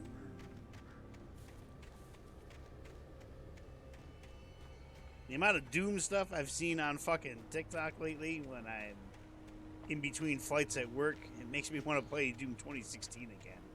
I've got that itch. Got that itch. And I almost feel like I need to scratch it.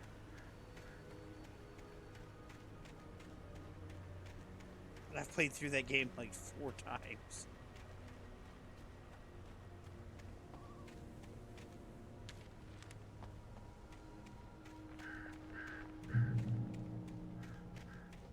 Fucking birds.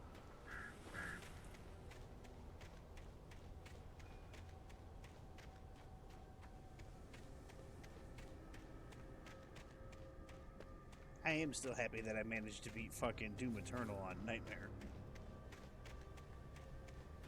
Ooh.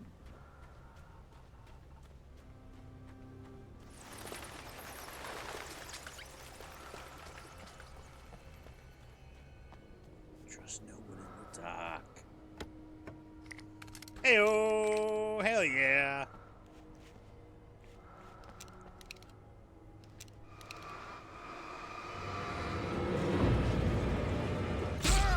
Ugh! Fuck!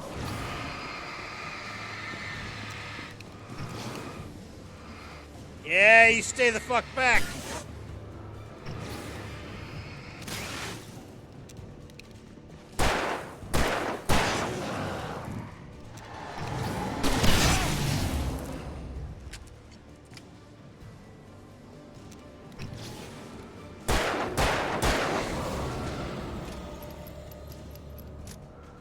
Bitches. Made me waste one of my grenades.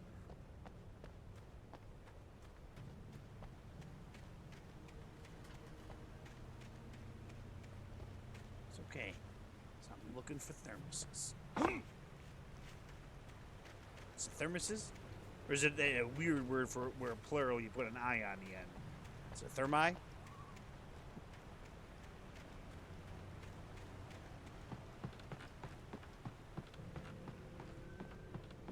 Aha! Whoa! Oh God! I should have looked before I left. My knees. Oh, my knees. they're shattered. Okay, I'm just gonna let's get my health back before I make this attempt again. I'd really rather not die to gravity. Can I shine this flashlight like at me to heal myself more? What if I stand in the flare?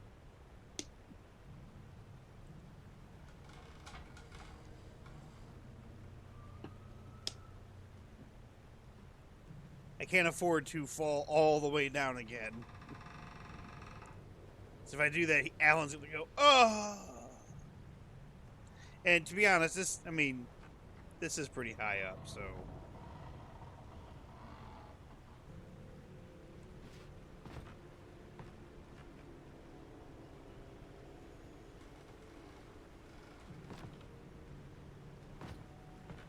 God damn it. Said to pick up the thermos. I totally want. Hold on.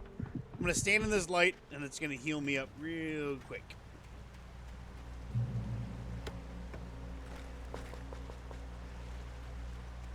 And we got a checkpoint, so we're not going to have to repeat all this in case gravity decides to take over. Alright, Alan, let's not fuck this up.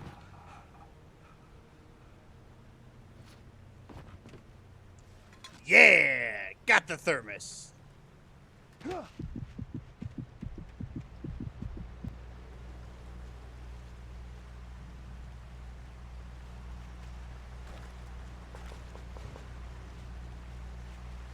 I had no real plan. I was going to give the kidnapper all the manuscript pages I had for Alice. If that wasn't enough, I'd hold him at gunpoint and make him talk. Ooh, a pump-action shotgun. Ooh! Yes, sir! We're getting upgrades now. When Thomas Zane fell for Barbara Jagger, it happened fast. She was young, vibrant, and beautiful, full of life. He had never been a very happy man, and without any seeming effort, she had changed all that. Zane felt good for the first time in his life. Everything she did was another piece of a jigsaw puzzle he hadn't even known he'd been missing. And best of all, she made the words flow, strong and sharp. She was his muse. Some of the Taken retained echoes of their former selves, but these were just the nerve twitches of a dead thing. Nothing remained but a shell covered and filled with darkness. In most cases, these puppets were enough for the purposes of the Dark Presence. But for anything more elaborate, as with the writer, it was different. It needed his mind. And so rather than taking him over completely, it merely touched him. Ooh. Show me on the doll where the darkness touched you, Alan. I stared through the bars of the jail cell. Barry stood behind me, swaying on his feet, looking as ill as I felt. Agent Nightingale stood on the other side of the bars with Sheriff Breaker. Nightingale had a stack of manuscript pages in his hand. He seemed unhinged as he gloated. "Well, I've got you now, Raymond Chandler. It's all here. All the evidence, including conspiracy to murder a federal agent." Raymond Chandler?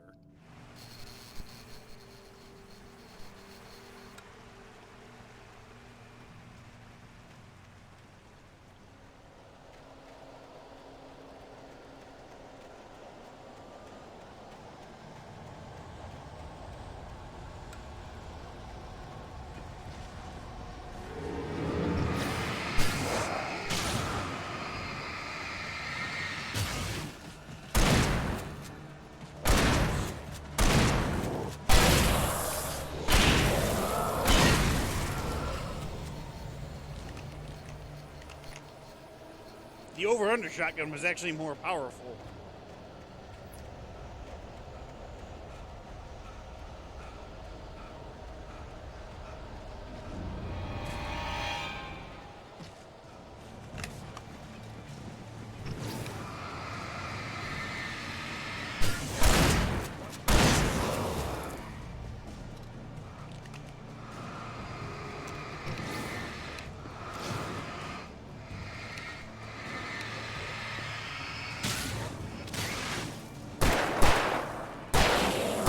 Headshot.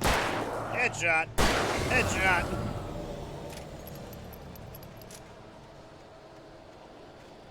I have to see what's up here.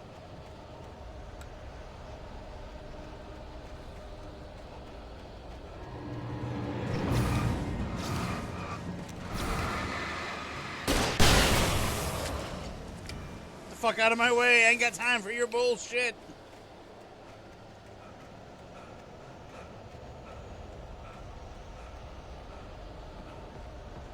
Do it! Woo, motherfucker! Ugh!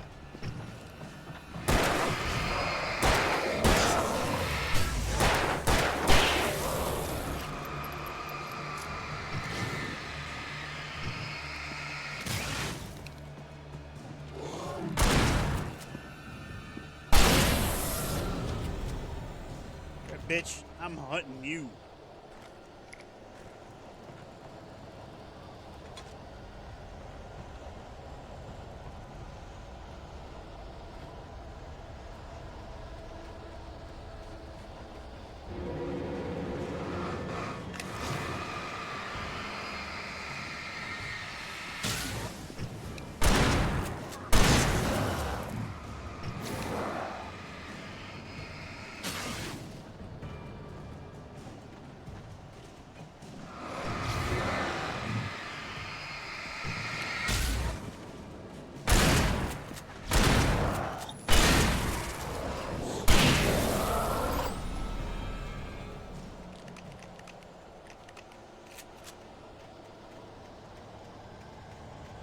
I have to see what's over here. I'm compelled. Even though this isn't the path. As the Mandalorian would say, this is not the way.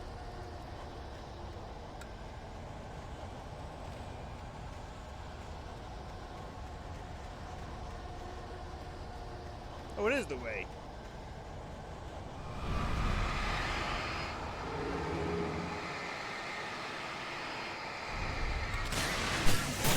Yeah!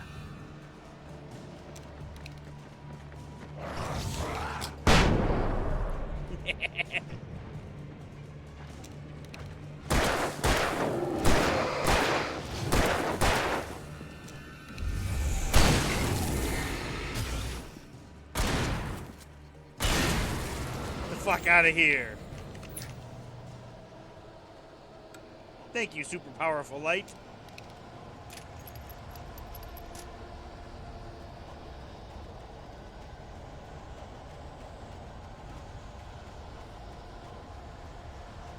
Is there anything over here?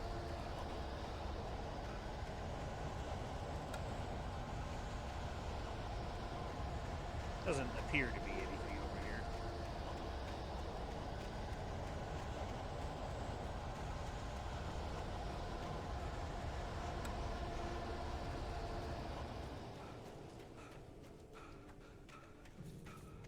I made my way out of the abyss. I found the light. Focus!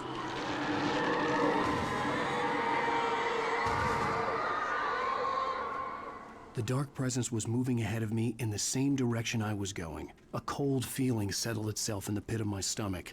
Was it going for Alice? Who the fuck is Raymond Chandler? Unless that's this guy's actual name and Alan Wake is just like the writer's name. Like, you know, it's a fake name that he puts on. Like my brother, when he wrote his book, he didn't use his real name.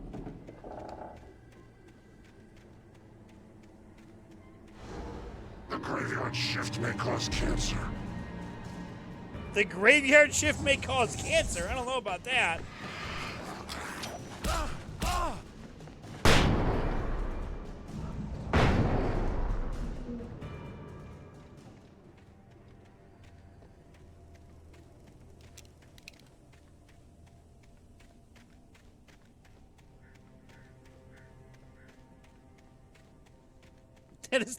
That is the weirdest thing I have ever heard in a game. Oh my god. The graveyard shift may cause cancer.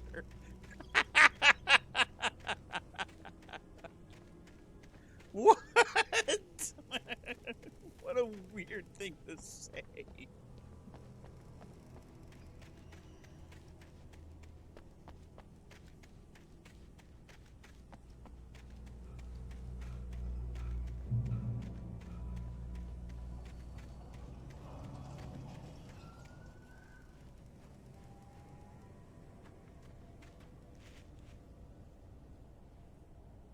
Is gravity pushing that? Or is there a spooky ghost?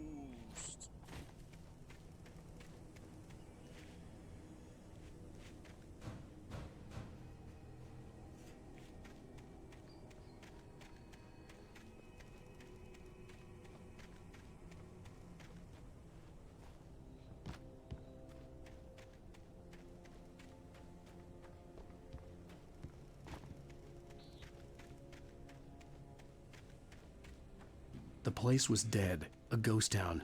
Had been for decades, maybe a century. Oh god, he hit me with a wagon wheel.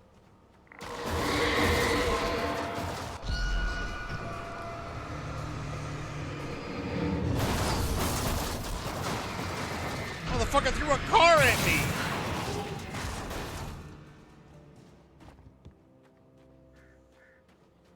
It was getting stronger.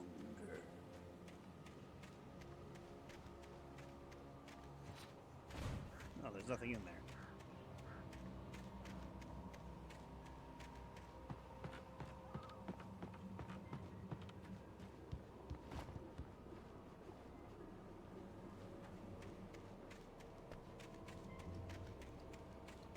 I get in here? No. No. Nope. Nope. Hooah!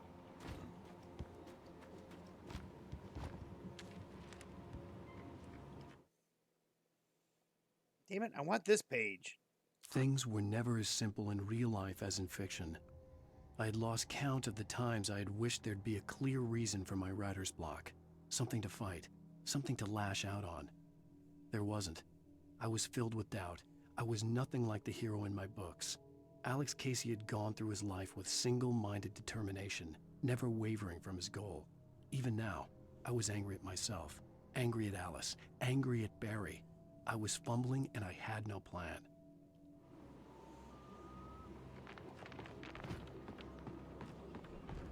Whoa!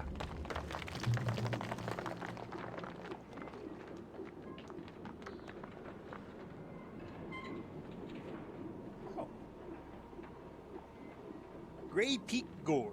Originally founded in 1928, the Gray Peak Gorge mining town was one of the permanent settlements the Bright Falls Mining Company built for its workers. The nearby graveyard is a testament to the dangers the miners face on a daily basis. Most of the men who lost their lives over the years here were buried there. A grim reminder to be careful for those who remained. Gray Peak Gorge was abandoned almost overnight when Bright Falls Mining Company closed its doors in 1970.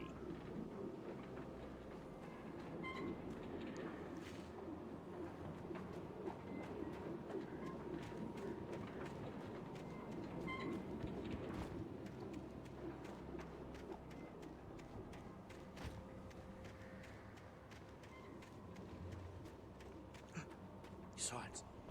A thermos. Yes.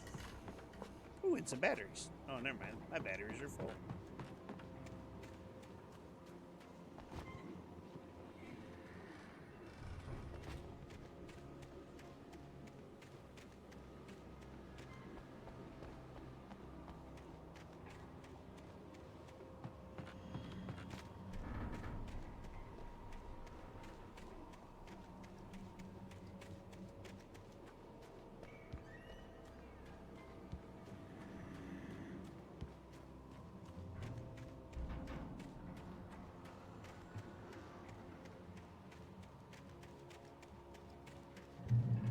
Honestly surprised like nobody from the town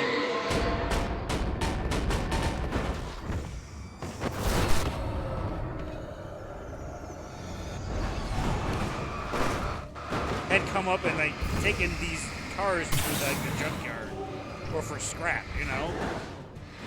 You get some pretty good money.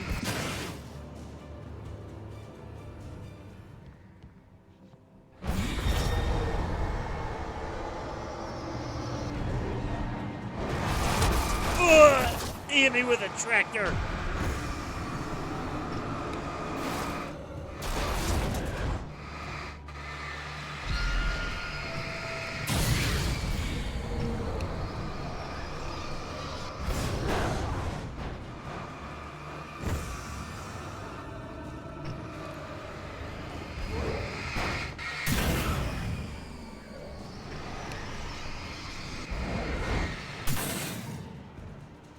Good thing these pillars are here and they didn't break when the giant machine hit it.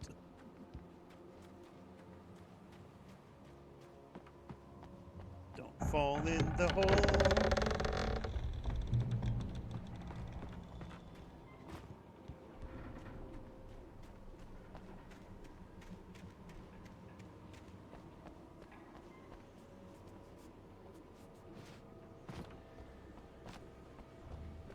This fucking train. Holy shit, look at that thing.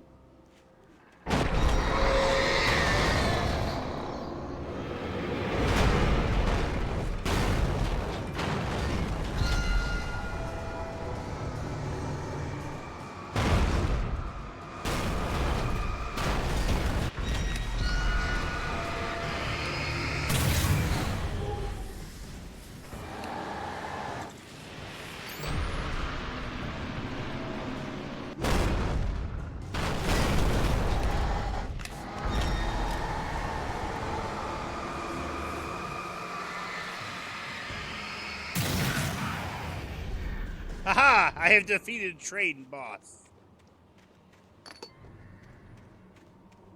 I see you back there, Thermos. You can't escape Alan Wake's sticky fingers. I found a key.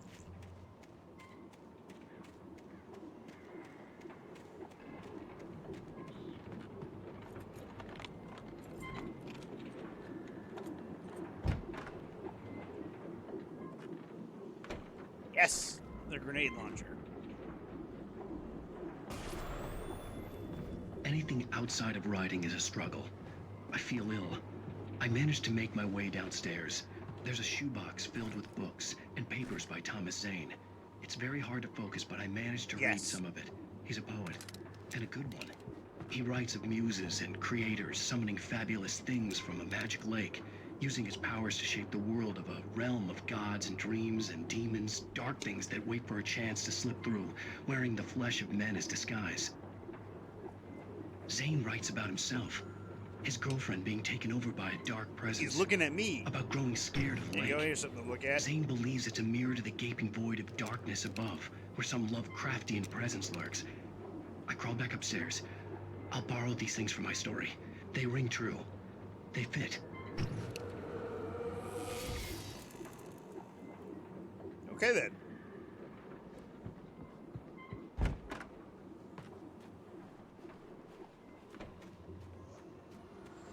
Focus.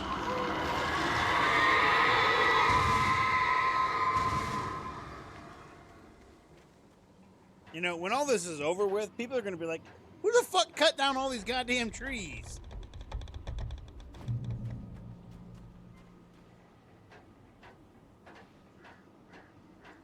Oh, and welcome to the ban list. I'm fucking tired of these bots.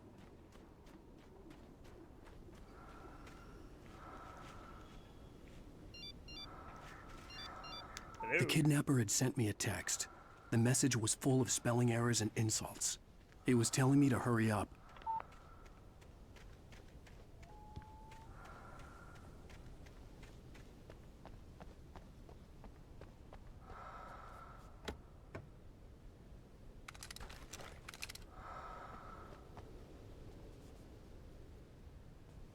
It's creepy that it like fucking breathes when I put a light on the paint.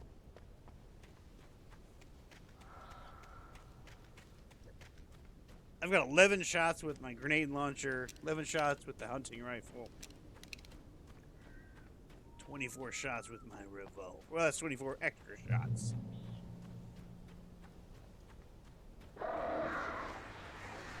Birds.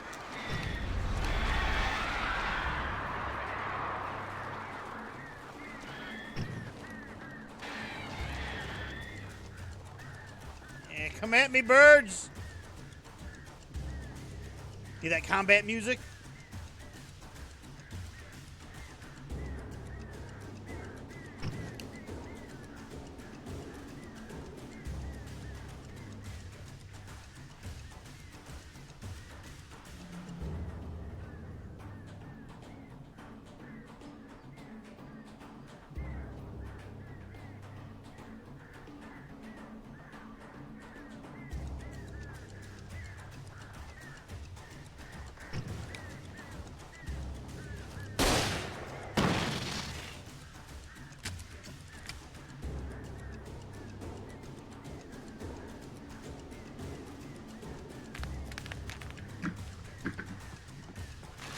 Oh, Jesus! Ah!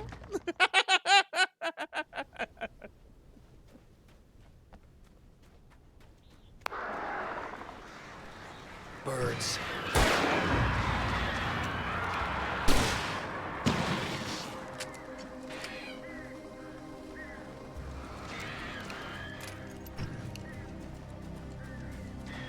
I fucking died to gravity!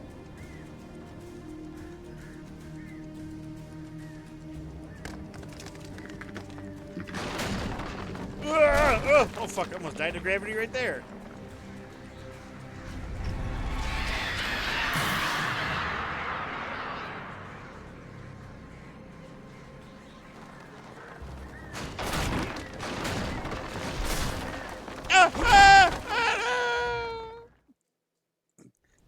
camera angle is ass for this. It really is.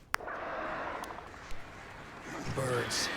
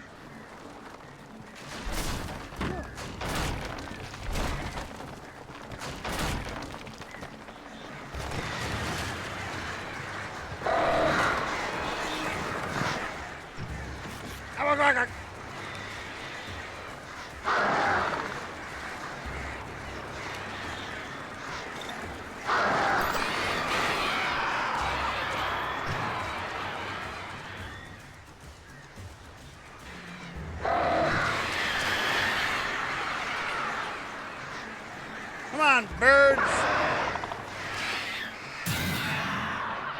Got your ass.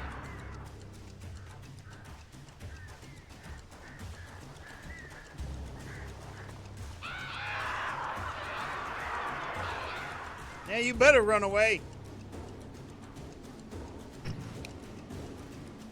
Danger.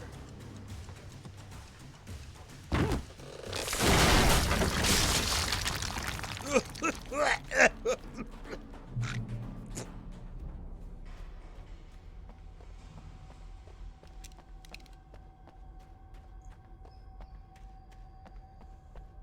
at all this silver. I could be rich. If I could just borrow a mining pick. I could just take a little bit of the silver with me.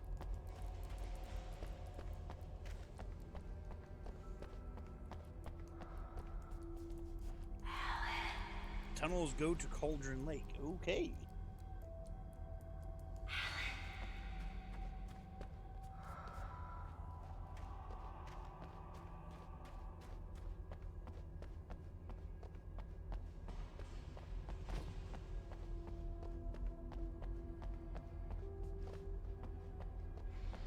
Am I going in the right direction? I don't want to go to the right direction.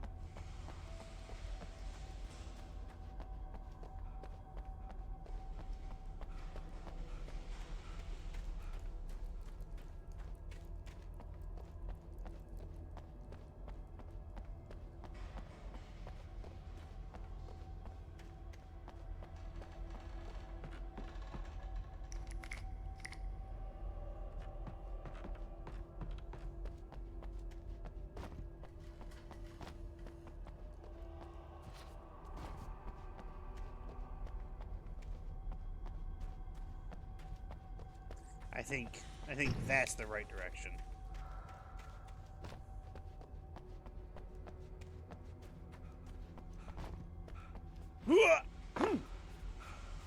Parkour! Without warning, the headache stabbed at my brain. Ooh, what the fuck?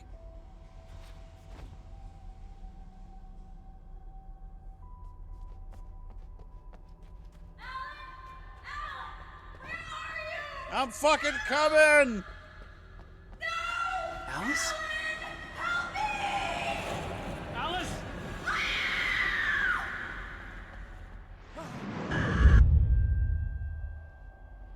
I'm losing it. I gotta get out of here.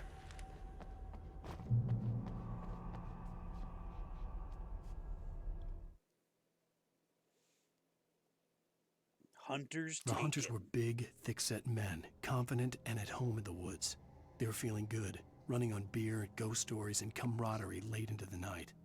It did them no good, as they were taken by the dark presence, sucked deep into a darkness far worse than any ghost story they ever told or heard.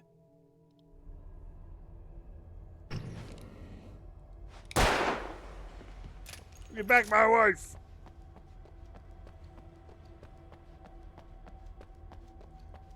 Fucking water. It's like that cartoon show. What the fuck was it called? I honestly just saw it. the other day when it was like, if you watched this show when you were a kid, you're probably old. It was fucking something Adventures of Darkwater. God, what the fuck was it called? I used to watch it all the time. I thought it was great.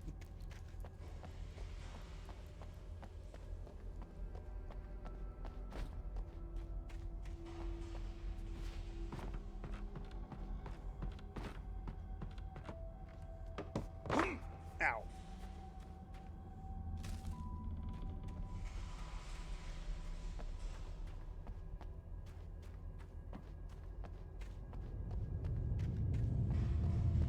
Oh, hello.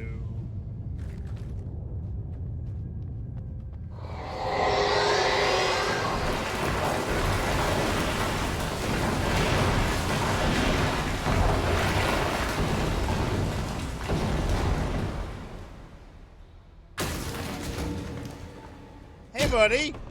Ow. All accidents can't be prevented.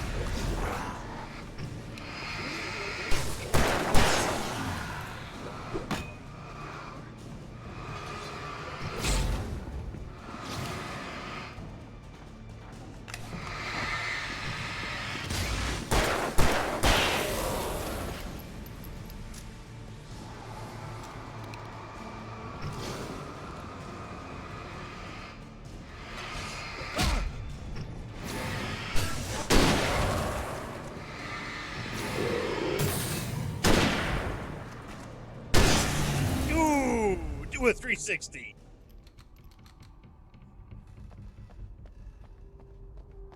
That dude hit me with like a fucking wrench at close range. Asshole.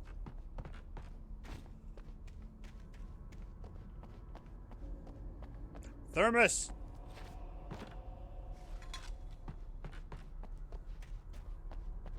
I'll look up to see how many of those I've actually gathered.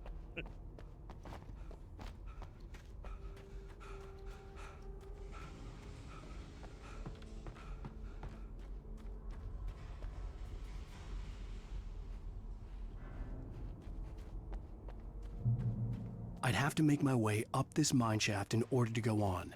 Maybe the machinery could help me with that. If it still fucking worked.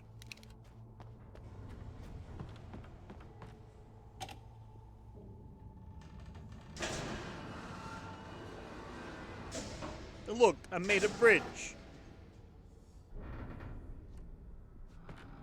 Sure, this is still stable.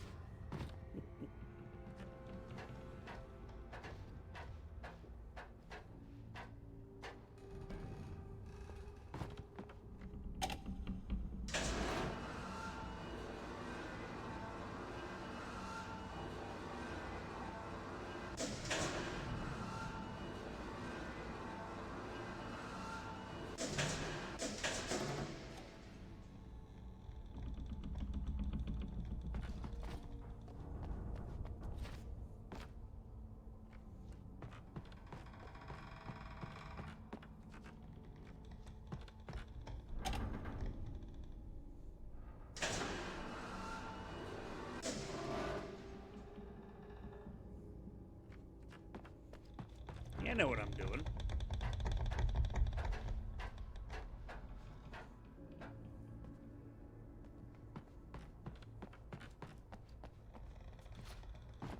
Because I almost fall off. The makeshift elevator! Ah, I told you I knew what I was doing.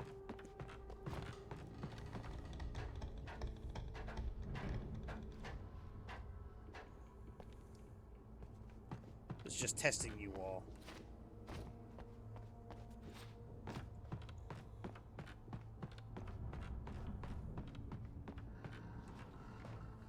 Yeah!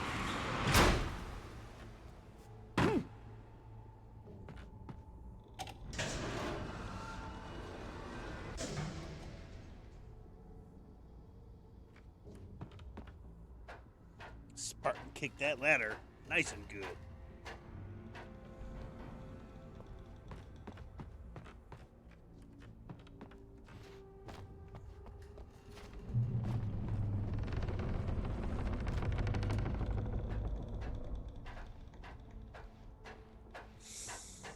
Oh, fresh air. I don't have any new manuscripts, do I? Oh, I do. Even behind the closed doors and curtains of his grimy room at the Majestic, the local motel, Nightingale could feel the locals' eyes on him, the unrelenting pressure of their judgment. He forced it out of his mind. For all he knew, they could all be under Wake's spell already. You do what you have to do to get the job done. He took comfort from the bottle in his hand. Please, he thought, just let me get through this. Look. Let me just get through this. A bottle of Jack Daniel. I'm just gonna drink it until I can't feel no feelings.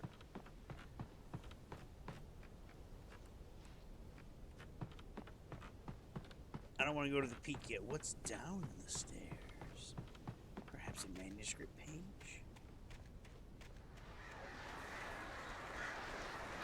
Damn birds!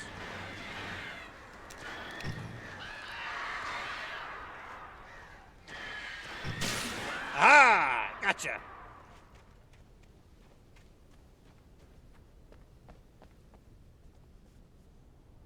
Ooh, we're gonna have to take a ride over yonder.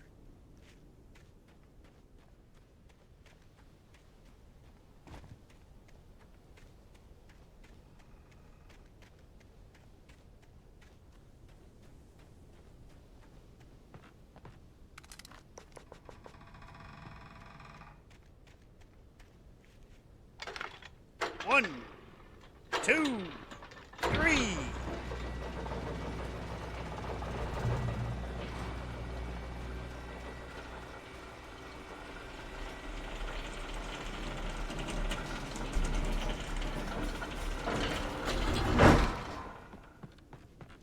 And now that I know I have to go that way, what's at the very peak of these stairs? Something good? Eating good in the neighborhood? All kinds of flares? And a manuscript page.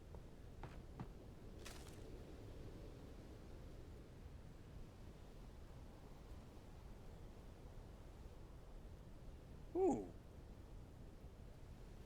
Am I synchronizing like an Assassin's Creed? Lightning flashed behind the windows of Cauldron Lake Lodge. Tor Anderson laughed and held the steel hammer above his head. Nurse Sinclair was trying to calm him down without success. Tor grinned madly and shouted, "My hammer's up. Here's a friendly poke from Mulnir, wench." He brought the hammer down with all his might on Sinclair's head. "We're on a comeback tour, baby." That's great. I do not want tickets to that show.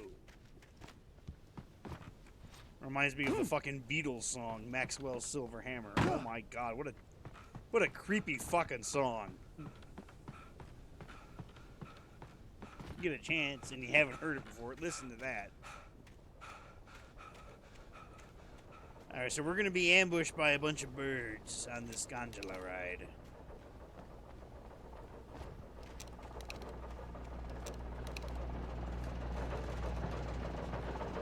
Oh, great. Another cable car. Just great. Because the last time I went, well... And that one doesn't even have... What the fuck doesn't even have a door?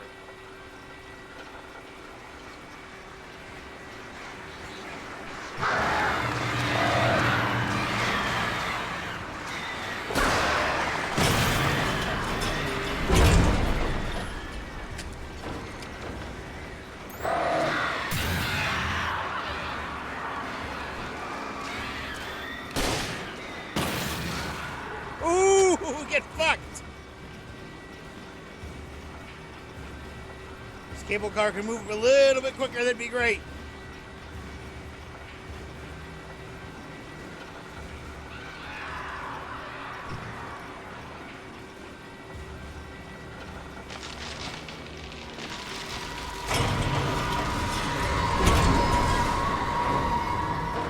You missed, you limp noodle! Ah, shit! Shit.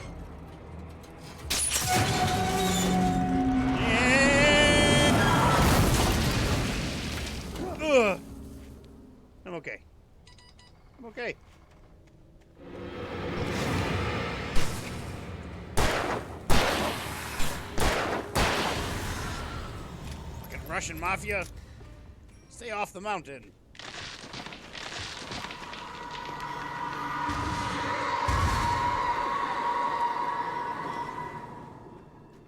think that's gonna stop me. Jesus! Shit.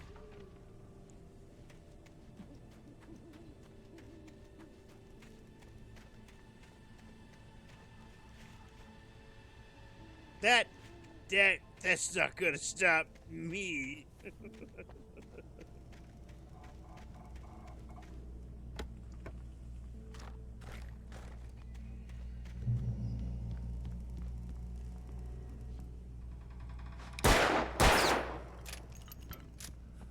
The first shot was a warning shot to the cans.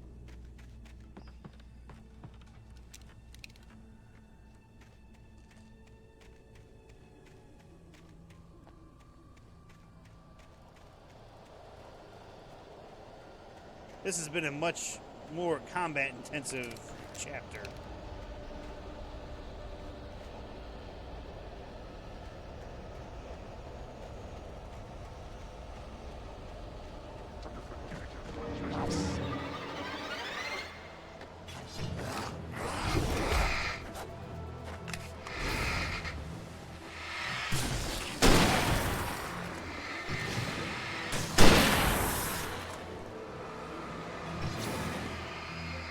Were you gonna throw that at me? Fuck you.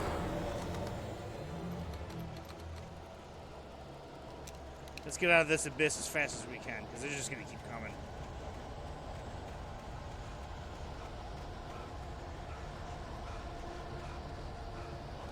I thought I saw a manuscript page. It was just a weird color on the mountain.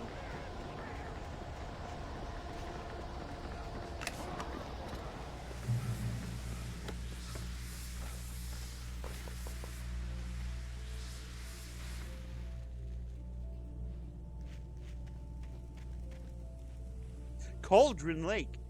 The 8th deepest lake in the world, Cauldron Lake is a caldera lake formed in a volcanic crater. The volcano itself could be considered active, but it has not erupted since the volcanic earthquakes of 1970, and even then the underground activity was comparably mild.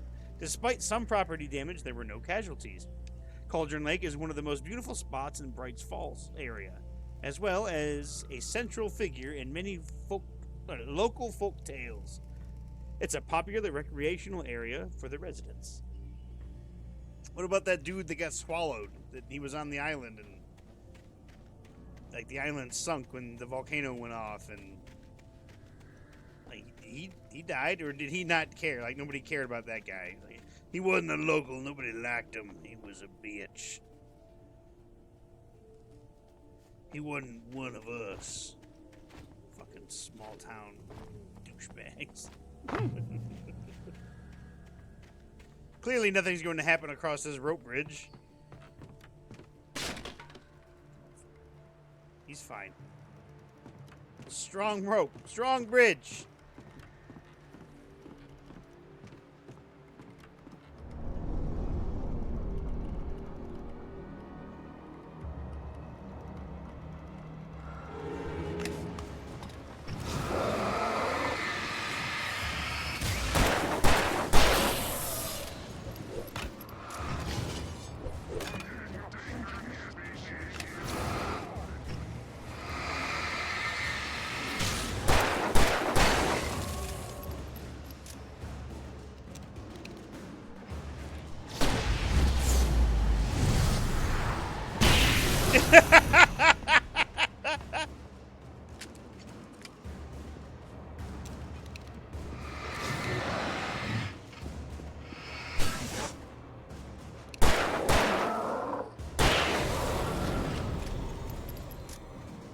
Thought you could take Alan Wake, bitch? I'm armed with a flare gun and like at least 30 fucking thermoses and a big old hunting rifle.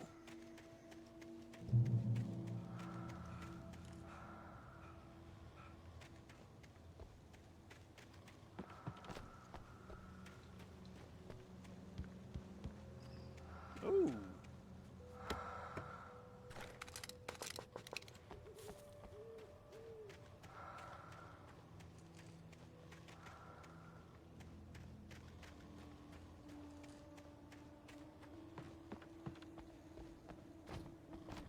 Parkour.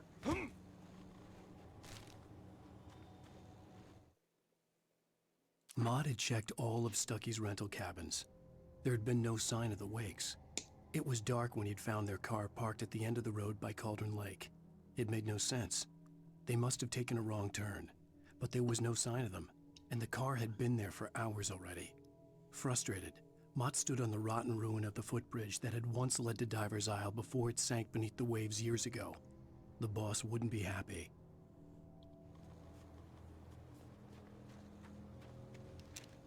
Fuck your boss. This has been the longest chapter. I don't know how many chapters there are in this game. Oh, get ready to see Alan Wake's Spartan kick. Or Spartan shove with the shoulder.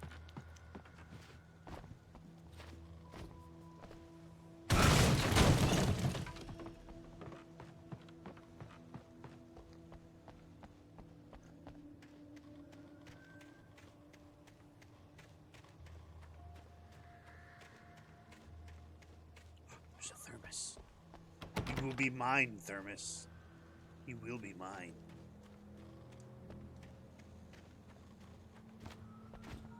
Clearly, we can't go in through the door, so we have to go in through the creepy cellar, because why not?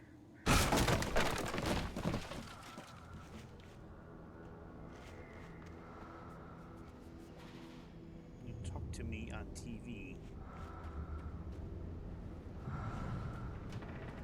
I miss you, Tom. I curse you, Thomas Zane!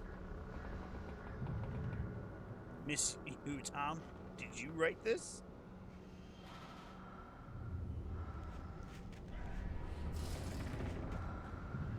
Somebody had an unhealthy obsession with Mr. Zane.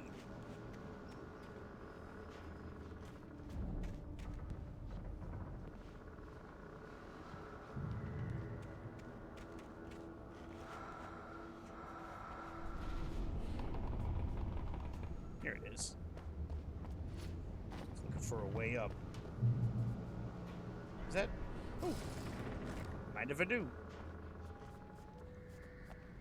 Shotgun shells are hunting. That's shotgun ammo. Ooh, flares. Excellent. This is hunting rifle ammo. Uh-oh. They're giving me a bunch of ammo. I smell an ambush.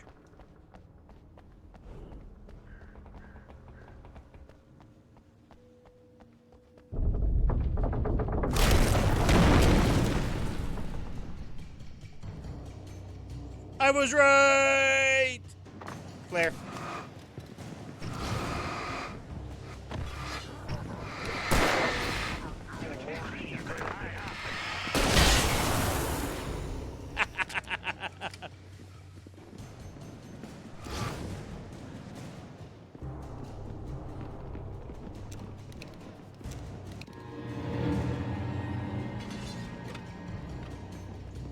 See you later, assholes!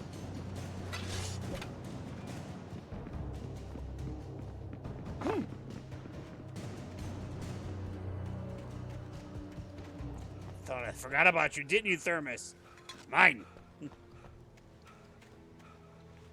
Curse you, Bale! That was probably the best fight in Shadows of the Erd Tree. That was such an amazing fight.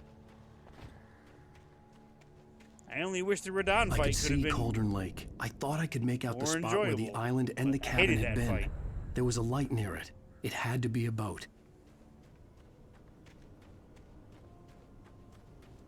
Like, the spectacle was cool with the Radon fight, but fuck that fight. Fuck that fight. Everything else was amazing. That's the only thing I didn't like about it was for whatever reason, I just I don't know. I was I close couldn't now. just do it. I had to I get there had to summon fast. for it. I dreaded what I would find. I probably could have done it, and I kept at it, but I really didn't want to fucking be stuck there for like 4 hours. I tried to hold on to Alice, but her form melted away. I was losing control. Dr. Hartman stood in her place.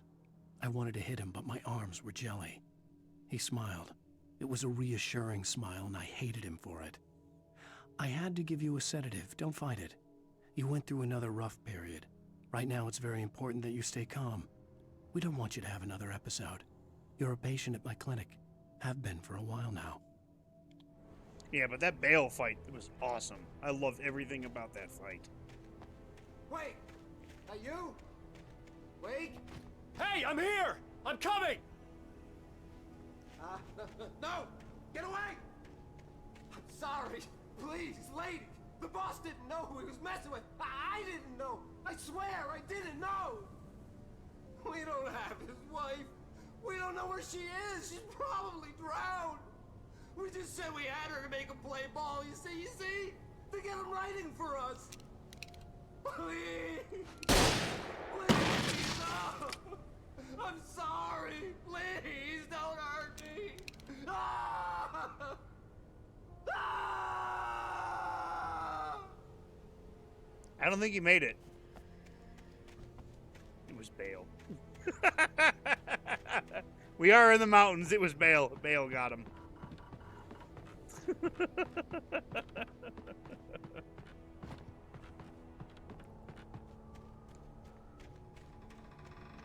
Bale's like the Terminator. He can't be reasoned with. He doesn't need to eat or sleep. He'll just keep coming for you. You know, like the Terminator.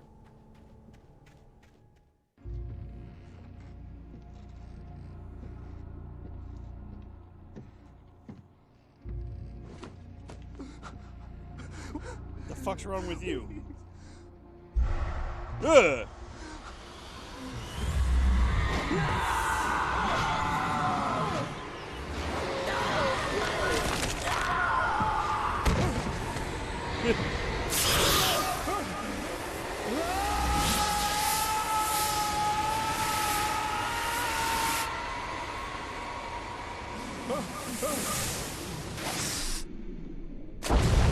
Dead. And that's how Alan Wake ends.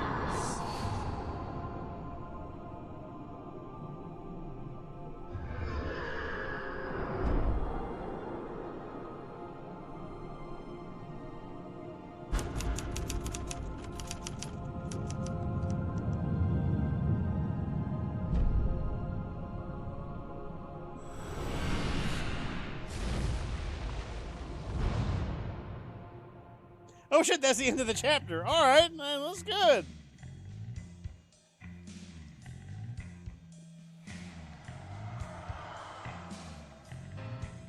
End of episode 3. Skip. Previously on Alan Wake. Skip. Alan. Skip. I felt groggy. We're gonna see that. Whatever Hartman. We'll see that another time. Let's see statistics. I found 51 out of 106 manuscript pages. I got 43 out of 100 thermoses and half of the canned pyramids. Yeah.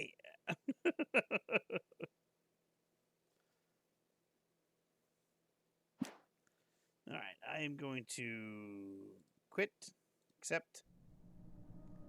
I'm gonna wait. What's under extras? No. Quit, accept. I'm going to find a story to read real quick.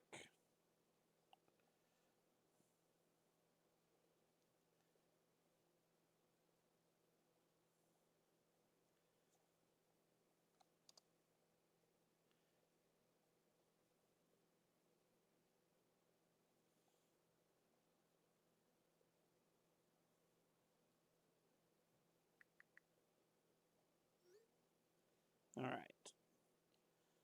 Here's Reddit. After October, we'll get back to that game, Black Myth Wukong. That's such a fun game to fucking play. Okay. This one seems pretty good, interesting. Ooh, yeah. This one seems pretty good. I like the title. Alright. Selfless promo. It's me. I'm just gonna load up this. Make that full screen just so you have something to watch while I attempt to read this story. I'll skip ahead. I'll skip the character creation and whatnot. Get into the, I would say, the meat of the game right there. All right.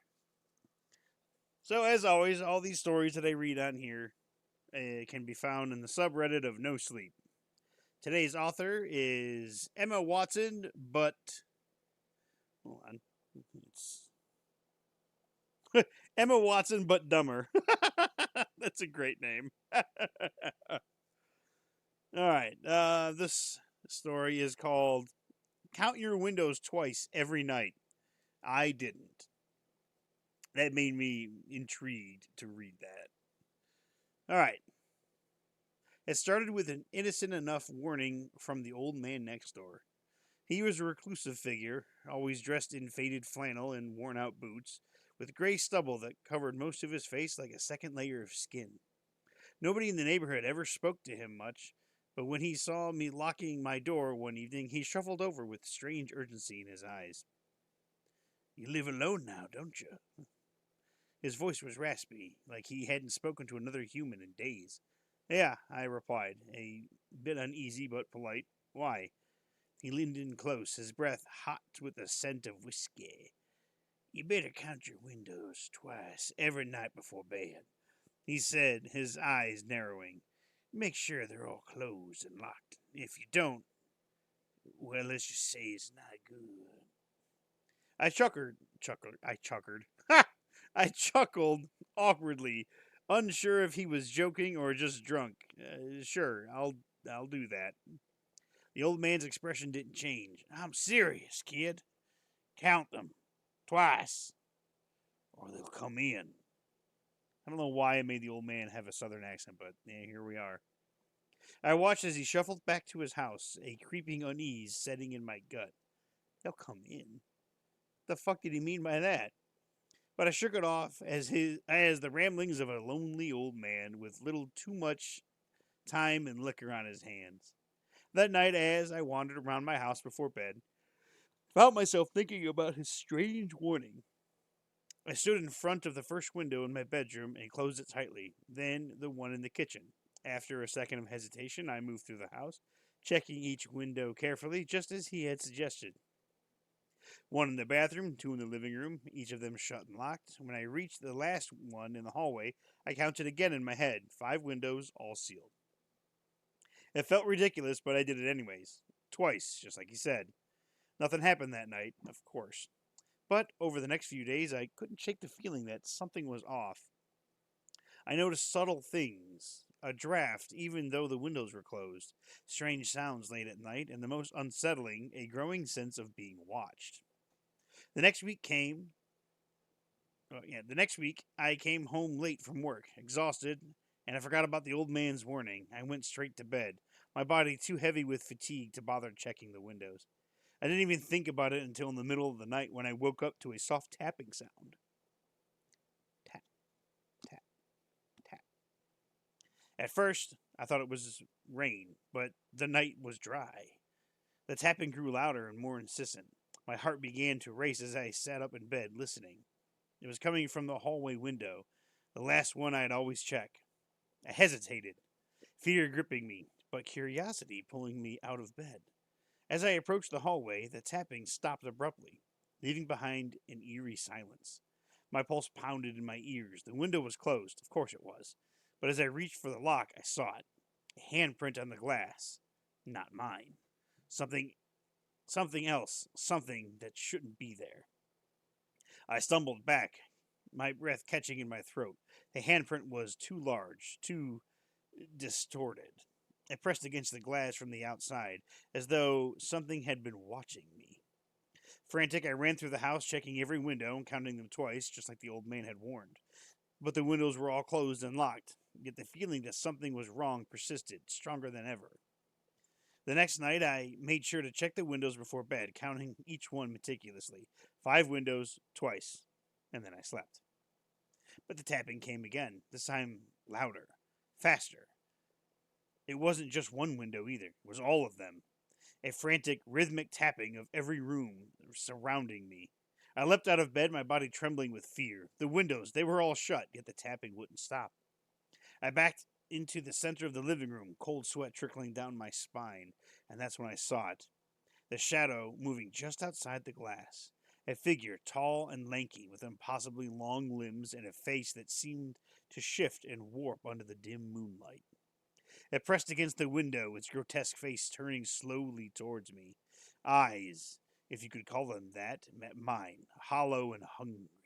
The tapping stopped, but the window began to creak. I don't know how long I stood there, frozen in terror, but eventually the figure melted back into the darkness, leaving me shaken and breathless. I didn't sleep for the rest of the night. The next morning I rushed to the old man's house, desperate for answers, but when I knocked, there was no response. The neighbor had told me that he had passed away 3 days ago, right around the time the tapping started. Now I count my windows twice every night. I don't forget anymore, because I know they're still out there, waiting. And if I slip up again, they'll come in.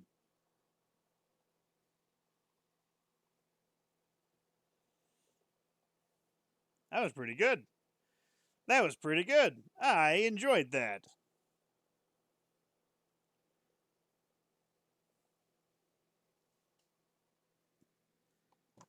All right. It's about 9 o'clock. It's perfect because I did take an hour, almost like an hour and a half nap. I should be good to go. I hope you enjoyed the story. I hope you enjoyed the chapter that we played in Alan Wake.